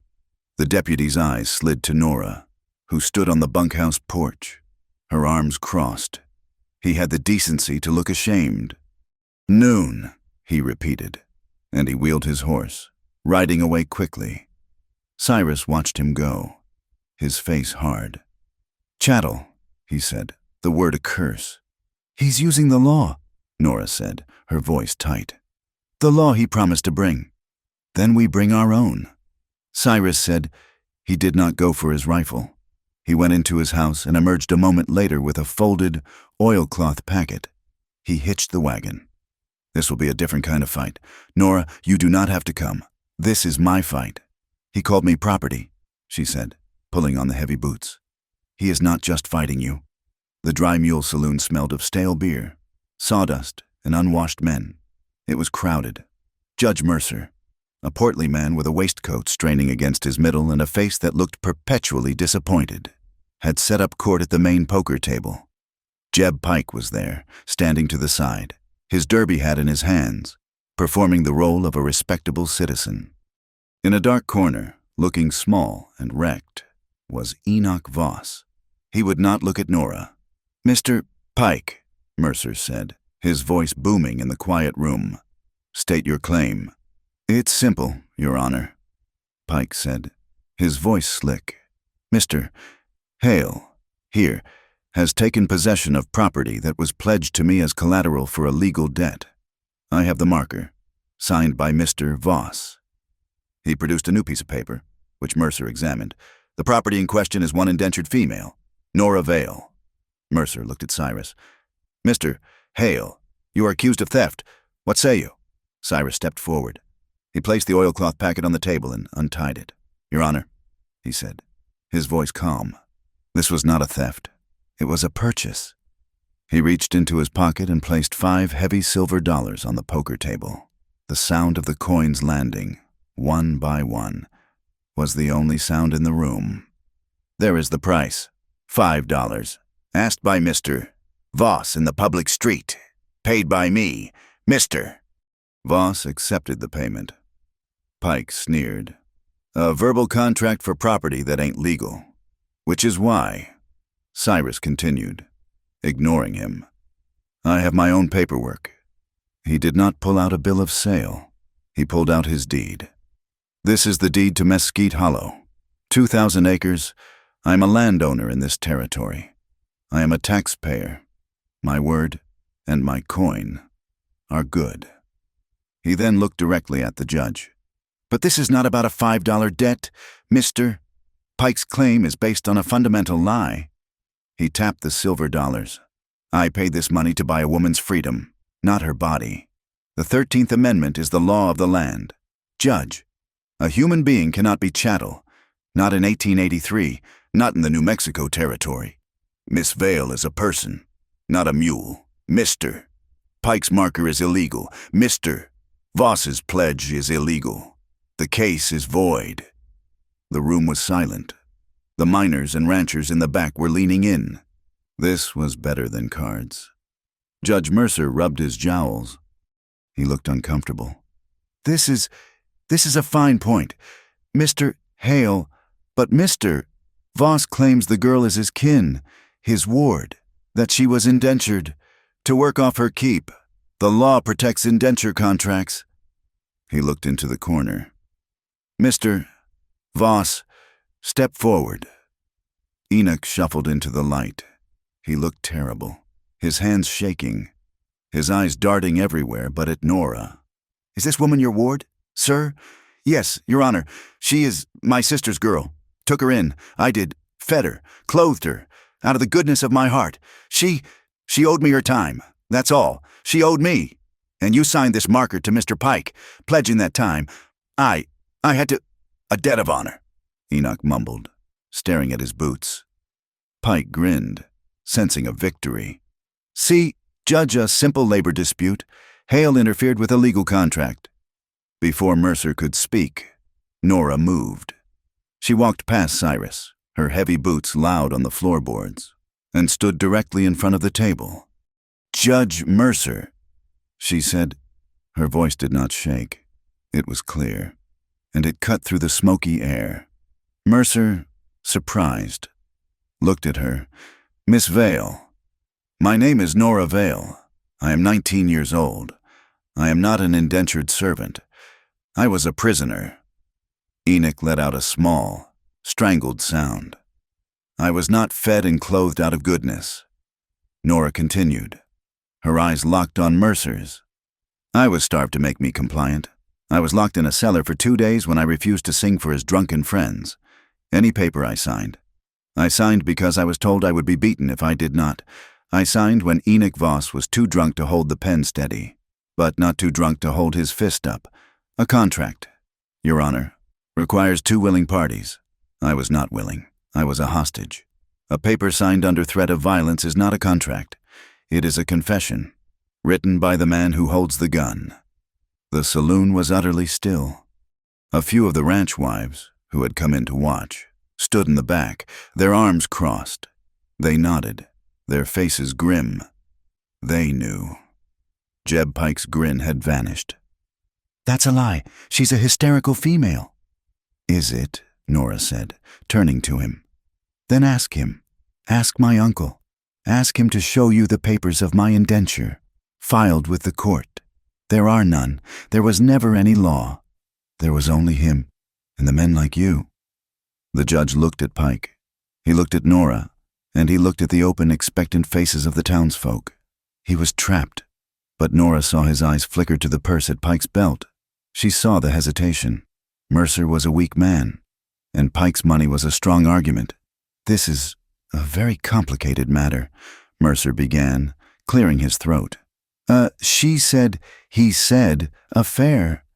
The laws of this territory are vague. I may have to take this under advisement." He was stalling. He was looking for a way to rule for Pike. Cyrus Hale saw it, too. He stepped forward, placing his calloused hand flat on the table, next to his deed. "You are right, Your Honor," Cyrus said, his voice respectful, but with an edge of steel. "It is a complicated matter, far too complicated for a circuit court in a saloon." Mercer's eyes narrowed. "This is my jurisdiction, Mr. Hale." "Of course," Cyrus said smoothly. "But a case this important, involving kidnapping and forced servitude, surely belongs in a federal court. I am formally requesting this matter be moved to the territorial court in Santa Fe, where it can be heard by a real judge, not just a traveling one." The insult hung in the air. "And," Cyrus continued, before Mercer could explode, "to ensure that Mr.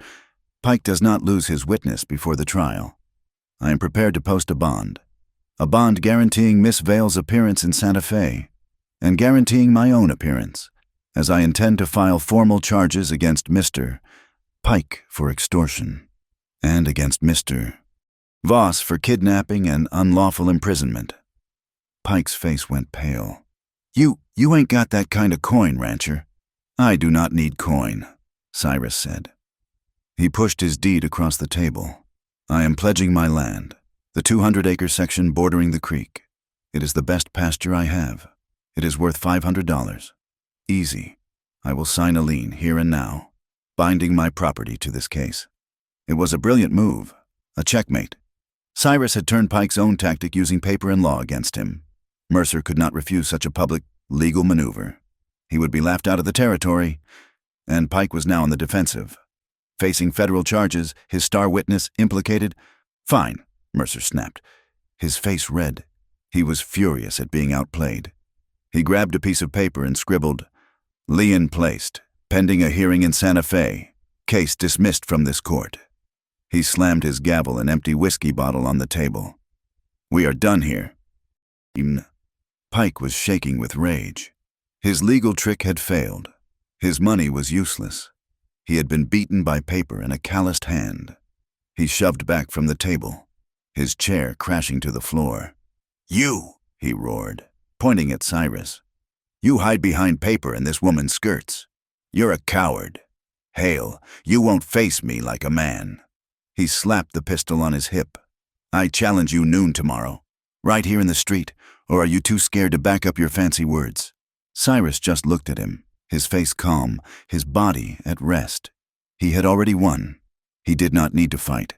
But it was Nora who answered. She stepped directly into Pike's path, her small form blocking him. She did not look scared. She looked tired. "You are not challenging him for honor," she said, her voice cutting. "You are challenging him because you lost an argument about $5. There is no honor in shooting a good man over a bar tab." A snort of laughter came from a miner in the back. It was picked up by another. Suddenly, the whole room was chuckling. Pike was not a duelist. He was a bully who had been reduced to a temper tantrum. He looked at Nora, at Cyrus, at the laughing faces, utterly humiliated. He shoved his way through the crowd and stormed out of the saloon. Enoch Voss scuttled out behind him, vanishing like a rat. The ride back to Mesquite Hollow was quiet. The sun was warm, the air clean. The tension was gone, replaced by a deep, bone-weary sense of victory. As they crested the rise, the hollow came into view. The small house and the bunkhouse sitting in the valley like a promise. "The law is slow," Nora said, watching the ranch get closer. "It almost failed us. It only worked because you had land to pledge. It held today." Cyrus said, "Today." She agreed. "But what about the girl I was, the ones who have nothing but the clothes on their back and a bruise on their cheek? Who pledges for them?" She turned to him on the wagon bench, her eyes bright with a new, fierce idea. "The bunkhouse. Cyrus. It is empty. It is safe. It has a bar on the door. It has a clean bed." He looked at her, and he saw it. The survivor was gone, and in her place was a protector. "If the law is slow," she said, her voice gaining strength, "then we must be faster. We can be faster with a roof, and a loaf of bread, a place to rest." Cyrus Hale looked at her for a long time. He saw the strength that had been forged in Enoch's cruelty, the intelligence that had faced down a corrupt judge. He saw the woman who had brought laughter back to his muddy yard and purpose back to his empty home. He did not just agree. When they got back, he did not unhitch the wagon. He took his hammer from the toolbox. She found the nails. He took a plank of clean pine from the barn, and with a hot branding iron from the forge, he burned 2 words into the wood. They hung the sign on the front of the bunkhouse, next to the door. It did not say shelter. It did not say refuge. It said, "Rest here." The word spread, not by gossip, but by the quiet, invisible telegraph of women who knew. The nod in the mercantile, the whisper at the well. 2 nights later, at dusk, a knock came. It was not on Cyrus's door. It was on the bunkhouse door. Nora opened it. A young woman stood on the porch, not much older than her. She was clutching a small, thin bundle. Her lip was split, and a dark, purple bruise was fading on her cheek. I'm sorry to bother," the woman whispered, her eyes darting to the main house. I heard this was a place to rest." Nora looked at the woman. She saw the fear. She saw the exhaustion. She saw herself. Standing on that same porch, clutching a rag, she stepped back, opening the door wide. "Welcome," Nora said, her voice steady and warm. "There is warm water on the stove. There is fresh cornbread on the table. The bed is clean." The woman's shoulders, which had been hiked up to her ears, slumped in a wave of relief so profound she almost wept. She stumbled inside. Nora closed the door, leaving her to her privacy. She went to the hook on the wall, where her own, finally healed wrists had left their mark. She took the last bandage, the one she had saved. It was clean, washed. She folded it carefully. A small white square. She hung it on a nail, just inside the door of the main house. It was not a reminder of a wound. It was a flag, a small, thin, cotton banner of freedom, hung up in a home she had fought for and won. The night of the new moon was an abyss. The sky was starless, moonless, a heavy black velvet pressed against the earth. The light from the lamp in the main house and the low, warm glow from the bunkhouse where Eliza and a second woman, a young girl named Sarah, now slept seemed impossibly small, defiant embers in a cold, dead hearth. The wind was still. The only sound was the occasional, nervous stamp of a horse in the corral. Cyrus sat on his porch, but he was not at rest. He was not in his chair. He was on the top step, his rifle across his knees, a box of cartridges on the wood beside him. He had been there since dusk.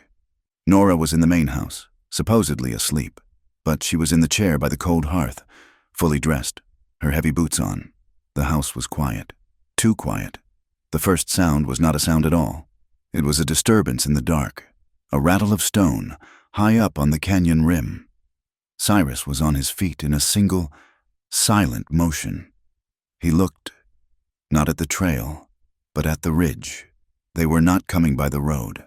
They were coming over the top, avoiding the open ground. Then he saw them, 4 dark shapes on horseback, silhouetted for just a second against the faint starlight of the horizon. They were not moving fast. They were moving with purpose, and one of them held a torch. Cyrus turned, grabbed the thick rope hanging by his door, and pulled. The sound that shattered the night was not a gunshot. It was the frantic, deafening clang of the heavy iron bell he had mounted on the roof. It was a brazen, terrified scream, a sound of alarm that echoed off the canyon walls, a desperate, rolling thunder meant to carry for miles, all the way to Sagebrush Crossing. Jeb Pike and his men, startled by the noise, abandoned their stealth. "Now!" Pike roared, his voice thin in the sudden din. "Get the girl, burn the barn!" They dug their spurs in, their horses crashing down the slope. Inside the main house, Nora was already moving. The bell was the signal. She ran to the bunkhouse, shoving the door open. Eliza and Sarah were sitting up, their faces pale with terror. "Now," Nora said, her voice a low, hard command. "Like we practiced. No light, no noise." She hustled the 2 women, both half-dressed, across the dark yard and into the main house. She pulled back the bearskin rug near the hearth, revealing a thick wooden trap-door. "Down, now, get to the back." It was the old coal cellar, dug deep into the cool earth. The women scrambled down the ladder into the pitch-black space. "Do not make a sound," Nora ordered, her face a pale oval in the darkness. "Do not come out, no matter what you hear, not until I knock, 3 times, like this." She rapped her knuckles on the door frame. "Thump, thump, thump. Do you understand?" "Yes," Eliza whispered, her voice trembling. Nora slammed the heavy door, threw the rug back over it, and moved to the wall. The fight had begun. The air was already poison, the sharp, acrid smell of black powder, stinging as chili smoke, filled the yard. Gunshots, loud and chaotic, echoed from the barn. Cyrus was not in the house. He was where he belonged, using the land. He was crouched behind the low, thick stone wall of the well, using it for cover. The first shot from the attackers kicked up a spray of dirt near his feet. The second, from another angle, splintered the top rail of the corral fence. "He's by the well," one of the masked men yelled. "Flush him out," Pike ordered. "Burn the barn! Smoke him!" One of the men, the one with the torch, dismounted and ran toward the barn, his arm cocked back, ready to throw the fire into the hay. Cyrus rose, his rifle finding his shoulder. He fired. The shot was true. The man screamed, not in pain, but in surprise. As the torch was knocked from his hand, it fell into the damp dirt, sputtered, and went out, plunged back into darkness. The man cursed and scrambled for his horse.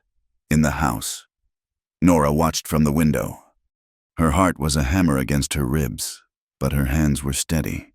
She reached for the weapon Cyrus had insisted she learn to use. It was an old, heavy pistol, a cap-and-ball model, short-barreled and deadly at close range. He kept it tucked on a high shelf behind the wood box, by the hearth. She checked the cap. It was ready. She saw a second torch, held by the man Pike had left to guard the horses. He was the weak point. He was the light. She rested the heavy pistol on the windowsill, bracing her arm.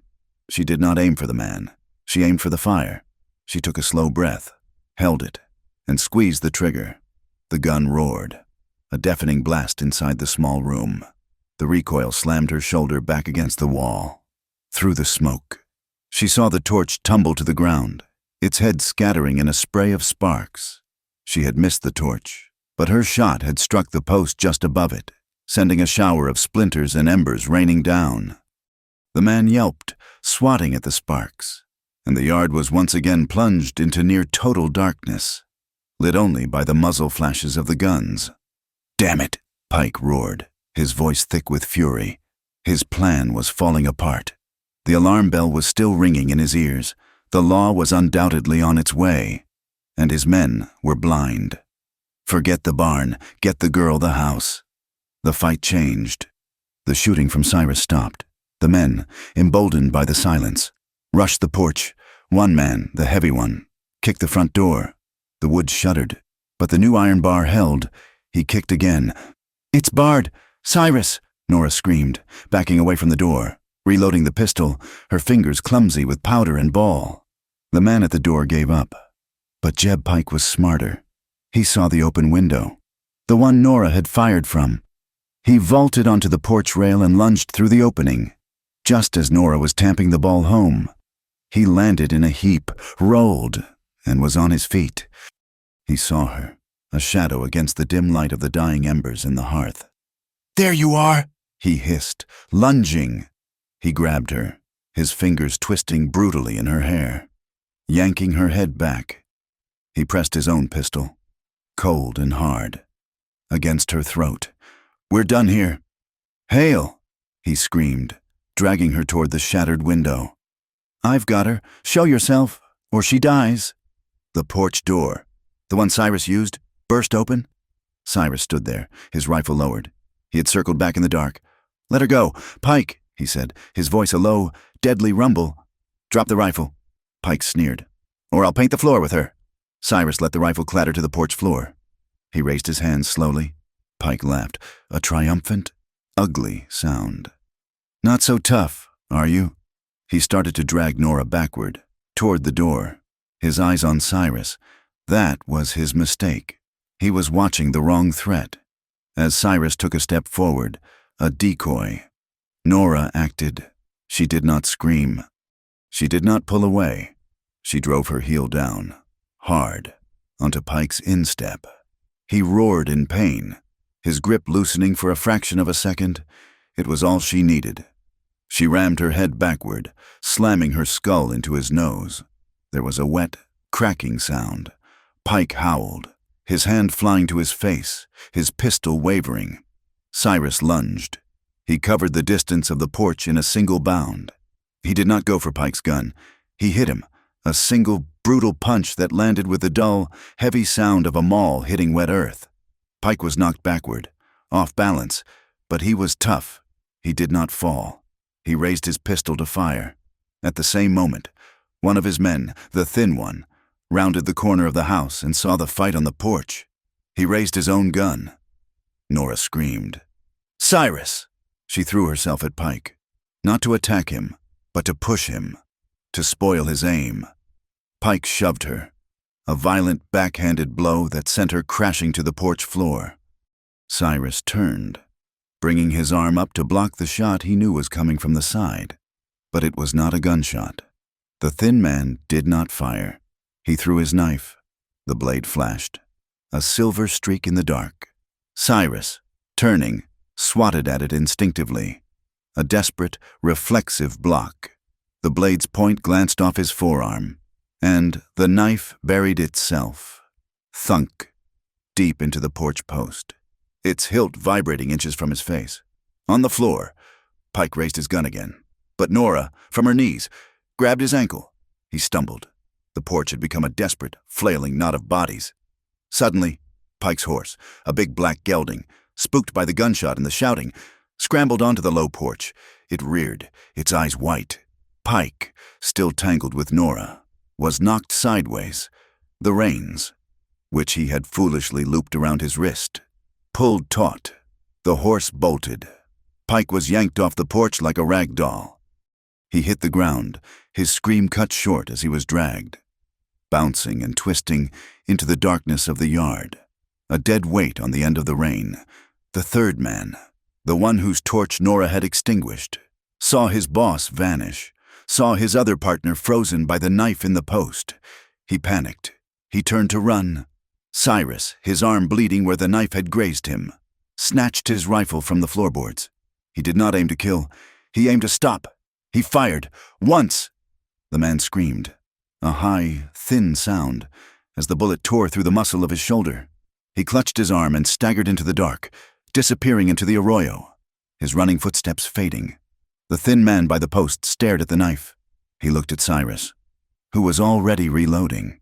He looked at Nora, who was climbing to her feet, her face bruised. He looked at the cloud of dust where Pike had been. He dropped his gun belt. "I'm done," he whispered. "I'm done." And then, a new sound. A whistle. Shrill and sharp. "Hail, Nora," a voice called. In the house, Deputy LaRue, his pistol drawn, burst into the yard, followed by 2 other men from town, their faces grim. The bell had worked. The real law was here. LaRue took in the scene, the broken window, the man with his hands up, the rifle in Cyrus's hand. He saw the dark, frantic shape of a horse dragging something in the distance. "Cyrus," LaRue said, his voice tight. "You all right?" "We're all right," Cyrus said, his voice rough. He let the rifle barrel drop. "I'll get Pike," one of the townsmen said, running toward the horse. LaRue pulled rope from his belt and moved toward the thin man, who was shaking so hard he could barely stand. "You're under arrest," LaRue said, his voice cold. "Armed trespassing, attempted kidnapping, attempted murder." On the porch, the adrenaline was draining out of Nora, leaving a cold, violent shaking in its place. Her knees gave out. She sank onto the top step, her head in her hands, breathing in great, ragged gasps. The fight was over. They were alive. The house was quiet. The yard was quiet. She felt a presence beside her. Cyrus. He did not speak. He just sat down on the step, his body close, but not touching. He set his rifle down. She heard him exhale, a long, slow sound, as if he had been holding his breath since the first stone rattled on the ridge. He reached out, his hand hovering, and then set it gently on her shoulder. His hand was shaking. It was not a tremor. It was a deep, profound shudder, the kind a man cannot control, the reaction of a body that had faced death and held its ground. It was the most human, most vulnerable thing she had ever felt from him. She lifted her head. He was staring straight ahead, at the dark, bruised line of the horizon. "It's done," he whispered, his voice hoarse. She did not answer. She just leaned sideways, resting her forehead against his, her hair, damp with sweat and dirt, mingling with his. His skin was cold, his temple throbbed against hers. They sat there, 2 survivors, 2 heartbeats slowing in unison, their shared breath a small cloud in the cold, pre-dawn air. They had reclaimed their peace, not with paper, but with powder and iron. As the first, sick, gray light of dawn crept into the hollow, they stood. The yard was a wreck. Spent casings littered the ground.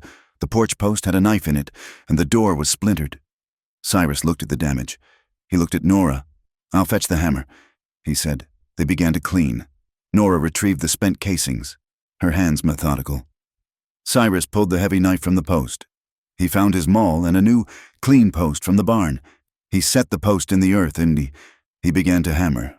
The sound, bang, bang, bang, was not the sound of a gunshot. It was not the sound of a judge's gavel. It was the sound of rebuilding. Each blow of the hammer was a final, definitive punctuation mark, driving the past deeper into the earth and raising a new, solid line against the sky. The town market, a week later, felt like a different world. The attack on Mesquite Hollow was the only thing anyone spoke of. Jeb Pike was in a cell, his arm broken and his leg badly torn from the dragging. The man who had surrendered was awaiting transport to Santa Fe. The one who had fled with a bullet in his shoulder had been found by an Apache tracker, half dead in the arroyo, and was now occupying the cell next to Pike's. When Cyrus and Nora pulled the wagon into the main street, the silence was not the speculative, hungry quiet of before. It was a silence of profound respect. The men on the boardwalk, the same ones who had jeered, now nodded. "Mister, hail," one of them said, touching the brim of his hat. "Ma'am." Nora, sitting tall on the wagon bench, nodded back. Cyrus went about his business, buying salt and wire, his movements as economical as always. But he made one stop he had never made before. He went to the silversmith, a nervous man who mostly repaired belt buckles. Nora, loading cornmeal into the wagon, watched him from a distance. She saw him slide a coin across the counter. The smith showed him several things. Cyrus shook his head, then pointed to the simplest, thinnest silver chain the man had. He paid, pocketed the small parcel, and walked out. He did not buy a ring. He had no coin for that, and he knew, instinctively, that a ring from a shop was not their language. When they returned to the hollow, the afternoon sun was warm and gentle. The air smelled of clean pine and drying earth. Eliza and Sarah, the two women from the bunkhouse, were sitting on the steps, practicing their letters on a slate Nora had bought. They waved, their faces bright, free of fear. Cyrus walked to the barn. Nora watched him, her heart a strange, light, unsteady thing in her chest. He was gone for almost an hour. He found her on the main porch, where she was shelling beans into a large enamel bowl. The plink, plink of the beans, the only sound. He sat on the step below her, his back to her, and seemed to be working on something in his hands. "I did not save you. Nora," he said, his voice quiet, directed at the corral. Nora's hand stilled in the bowl. "That night," he continued, "Pike's night, you saved yourself. You saved those women. You saved me, with that warning shot." He paused, his shoulders tense. "You stood up in that saloon. You did all of it. I opened a door." He turned, sitting sideways on the step to face her. His large, calloused hands looked clumsy, holding something small. "I do not have much," he said. "This ranch. It is a hard place. It takes more than it gives. Most days." He opened his hand. It was not a ring. It was a simple, small circlet of dark metal. She recognized it instantly. It was a piece of an old, rusty nail, the kind used to hold the tin roof down, the kind he had been replacing after the rain, but it was not rough. He had spent the last hour at his grindstone, patiently, painstakingly, working it. He had ground away all the rust, all the sharp edges, and polished the raw, dark iron until it shone with a soft, dull, gunmetal luster. It was not pretty. It was strong. It was the color of a winter sky, and it was still warm from the friction of his work. "It is not gold," he said, his voice rough. "It is just iron, the kind that holds a house together, the kind that keeps the roof on against the storm." He looked up, and his eyes met hers, clear and steady, with no shadows, no ghosts. "I did not save you, Nora. You stood up, but if you want to, this house is ours, if you will have it." Nora looked at the small, dark ring.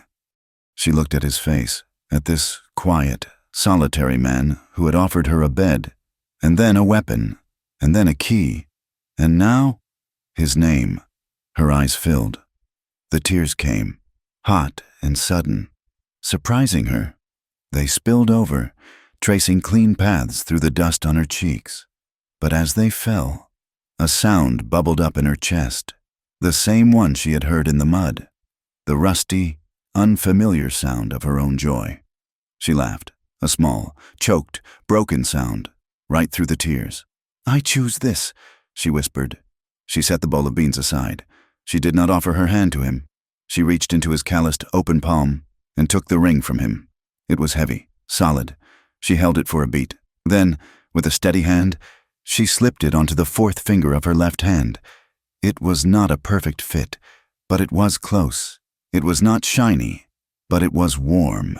It felt, not like a decoration, but like a piece of the hearth, a small, solid piece of the house itself, a promise made of iron. "I choose," she said again, her voice clear. Cyrus's shoulders, which had been rigid with tension, slumped. He let out a breath he seemed to have been holding since the day he rode into Sagebrush Crossing. He did not smile, but the hard lines around his eyes softened, and he just looked at her, his gaze full of a quiet, profound relief. That night, after the women in the bunkhouse were asleep, after the moon had risen high, Cyrus built a small, Clean fire. He did not sit. He stood in the middle of the yard, on the hard-packed, clean-swept earth. He held out his hand to her. "I do not know how," she whispered, looking at his open hand. "I do not either," he admitted. "My mother tried to teach me. I was a poor student. I have feet like fence posts." She placed her hand in his. He drew her to her feet, his other hand settling, warm and sure, on the small of her back. She rested her hand on his shoulder. There was no music. They began to move. It was not a dance. It was a slow, hesitant shifting of feet on the dirt, a shuffling, awkward rhythm. His boots scuffed the dust. Her bare feet made no sound. They moved in a small circle, their bodies finding a language that was not about grace, but about proximity. The only sounds were the soft crackle of the fire, the rustle of their cotton shirts, and the high, thin song of the crickets. Nora, listening to the solid, steady beat of his heart under her ear, felt a small laugh escape her. It was a sound like a single kernel of corn, dropped on a hot skillet, bursting into white. Cyrus heard it, and his low, rumbling laugh answered. They stumbled, broke their rhythm, and laughed together, their shadows merging and separating in the firelight. He pulled her closer. The awkwardness was gone, replaced by a simple, shared warmth. They stood, swaying in the middle of the dark, quiet hollow, two people who had found their center. Later, on the porch, they sat, not on separate chairs, but on the top step, their shoulders pressed together, sharing the wool blanket. Nora turned to him. The firelight was dying, and the moon was their only lamp. She saw the new, soft lines of his face. She saw the man who had polished a rusty nail for her. She was the one who moved first. She leaned in, her hand coming up to cup his rough, stubbled jaw. It was a gesture of profound, confident tenderness. She was not asking, she was giving. She kissed him. It was not the hesitant, questioning prayer of the storm. This was a promise. Her lips were soft and sure, and they spoke a vow. Cyrus's response was a revelation. He did not take charge. He did not deepen the kiss with demand. He met her with an answering, patient passion. He let her lead. His hand came up to cover hers, his thumb stroking the back of her hand, his lips moving with a gentleness that belied his strength. He stopped when she paused for breath. He advanced with a slow, warm hunger, only when she pressed closer. It was a kiss built on the foundation of the iron bar, of the shared watch, of the earned trust. It was intimate and slow, and it was, for the first time, completely and utterly safe.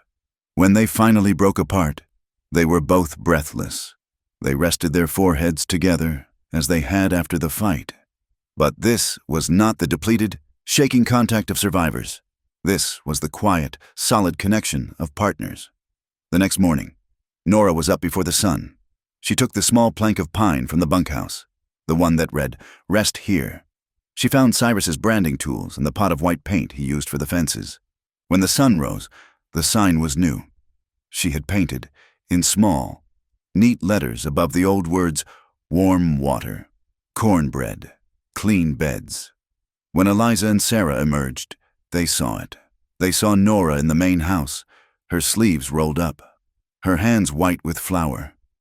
"It is time you learned," Nora said, smiling. "A woman who can bake her own bread is a hard woman to keep hungry." The three of them, their hands deep in the cornmeal, laughed as a dusting of flour landed on Sarah's nose. Deputy LaRue rode in at midday, his horse looking tired, but his face was not grim. "It is done," he said, accepting a cup of water from Cyrus. "The circuit judge from Santa Fe has reviewed the case. He ruled that any and all contracts, verbal or written, made under duress, especially concerning a person, are void, illegal. He called Enoch's marker an instrument of slavery." Nora, standing on the porch, felt her knees go weak. She gripped the post.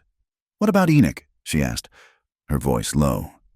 "The court is investigating him for a dozen counts of debt fraud and, thanks to your testimony, kidnapping. He has vanished. My guess is he is halfway to Arizona and will not be coming back." LaRue looked at her, his gaze respectful. "You are free, Miss Vale. Fully. The lien on your land is released. Hail. The case is closed." That night, Nora sat in the bunkhouse, which was now her office, her sanctuary. She opened the small ledger Cyrus had given her, the one where she tracked the household supplies. On the last, clean page, she wrote, "Her hand sure love does not begin with the great oaths. It does not begin with the fire, or the fighting. It begins with the small, quiet things. It begins with a room warm enough to finally drop your shoulders." At dusk, Cyrus sat on the porch, whittling. He was not mending. He was creating. He took a small, clean block of pine wood, and with the bone-handled knife he had first given her, he began to carve. When Nora came out, he was placing it on the shelf in the main house, the one that held the water pitcher and his mother's psalter. It was a small, hand-carved sign, the letters deep and sure. It read, "Hail Vale." He placed it between the water and the word, giving it an equal, permanent place. It was their new deed. It was the name of their house. The peace that settled over Mesquite Hollow was not a fragile thing. It was a living presence, earned with iron and courage. It had held for a month. The pasture that Cyrus had pledged was free. The barn door was new, and the bunkhouse, now marked with its promise of rest, was a sanctuary. The main house was a home. The early morning was cold, the air so sharp it stung the lungs. The ground was hard with a light frost. Nora was crossing the yard, a bucket of feed in her hand, her breath a white cloud, when a shadow detached itself from the gray mist by the creek. It was not a man. It was a husk. Enoch Voss stumbled into the yard, his clothes in tatters, his face gaunt and gray with a sickness that was more than hunger. He was a man who had been chewed up by the desert and spat back out. He was desperate, but the desperation was different now. It was not the frantic energy of a gambler. It was the coiled, venomous energy of a cornered rat. He saw her, his eyes sunk deep in their sockets, lit with a sick, proprietary gleam. "Nora," he rasped, his voice a dry scrape. "Girl, I've come for you." Nora did not drop the bucket. She set it down, slowly, deliberately, the handle making a soft thud on the frozen earth. She did not look toward the house. She did not call for Cyrus. She faced him alone. "You are not welcome here. Enoch, don't you take that tone," he hissed, shuffling forward, his hands opening and closing, his body shaking. "I'm in trouble, girl, bad trouble, in Tucson. They'll kill me. They took everything." His eyes darted around the quiet, prosperous ranch. "But a girl, a healthy girl, she can settle it. You're my family. You owe me. You'll help your uncle." He tried to smile, a ghastly pulling of dry, cracked lips. Nora stood her ground. She saw, in her periphery, the main door open. Cyrus stepped onto the porch, his rifle held low, in his hand, but he did not advance. He did not speak. He stood, a silent witness, respecting her. This was her line to draw. "There is no family here," Nora said, her voice as cold and clear as the morning air. "There is no debt. There is no girl for you to sell." She stepped toward him. "There is only me, and I am done with you." She reached into the pocket of the sturdy apron she had sewn herself. She pulled out a folded piece of paper, its edges worn. It was her copy of the ruling from the Santa Fe judge. She did not throw it at him. She held it out, flat, a shield. "The court says I am free. It says your markers are a legal paper. It says I am my own person." She looked him dead in the eye. "Nobody owes anyone. Go." Enoch's gaze darted from the paper to her face. He saw the strength there, a thing he had never seen. He saw the plain, dark iron ring on her left hand. He saw the clean dress, the well-fed frame. He saw everything he had lost, everything she had gained. And he snapped, he lunged, his hand, quick as a snake and filthy with grime, shot out and grabbed her wrist, the same wrist he had once had bound with rope. "You are blood," he shrieked, his voice cracking, spittle flying from his lips. "You are mine. You will come with me. You owe me." A shadow moved, faster than his lunge. Cyrus was there. He did not hit Enoch. He did not grab the rifle. His hand, the one that had held hers, clamped down on Enoch's shoulder like a steel trap. The grip was so sudden, so immensely powerful, that Enoch cried out, a high, thin sound of agony. His fingers spasmed open, releasing Nora. Cyrus did not throw him. He just held him, a vice of bone and muscle, lifting him half off the ground. But Nora stepped forward, her hand rubbing her wrist, her eyes blazing. She did not hide behind Cyrus. She put her hand on Cyrus's arm. "Let him go," she said. Cyrus looked at her, his face a mask of cold fury. "Let him go," she repeated, her voice a command. He hesitated. Then his fingers uncurled. Enoch staggered back, whimpering, clutching his shoulder. Nora stepped in front of Cyrus, shielding him, shielding her home. She faced her uncle, alone. "I do not belong to you," she said, her voice low and final. Each word a hammer blow. "My mother is gone. The dead is gone. The girl you sold for $5 is gone." She pointed a steady finger toward the bunkhouse, where the door was now open. Eliza and Sarah watching, their faces pale but resolute, their hands holding skillet and broom. "And from now on, any woman who comes through that gate, any woman who needs a safe bed, they do not belong to you either, or to any man like you. This is a free place. Now, go. I'd advise you to do as she says. Voss."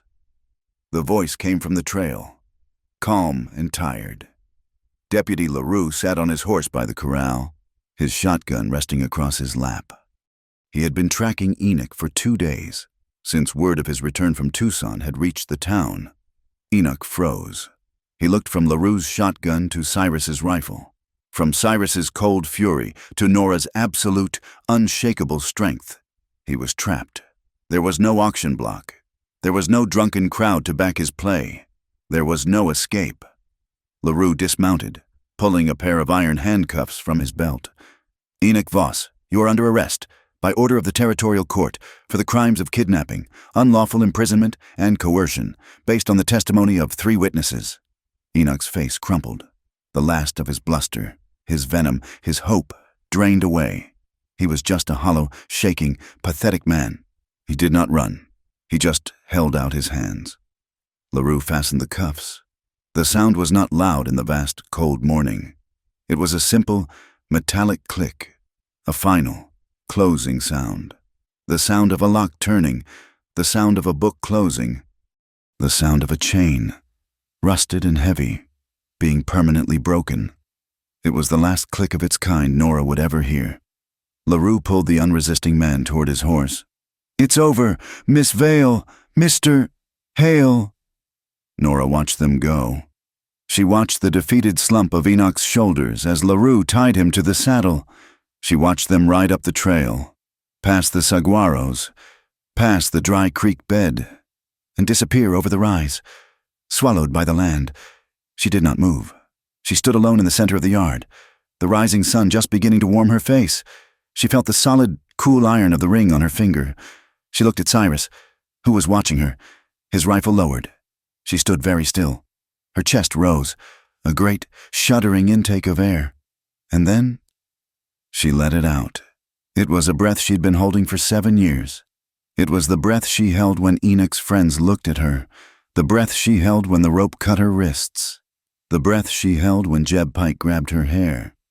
It all left her body in one long, slow, trembling sigh.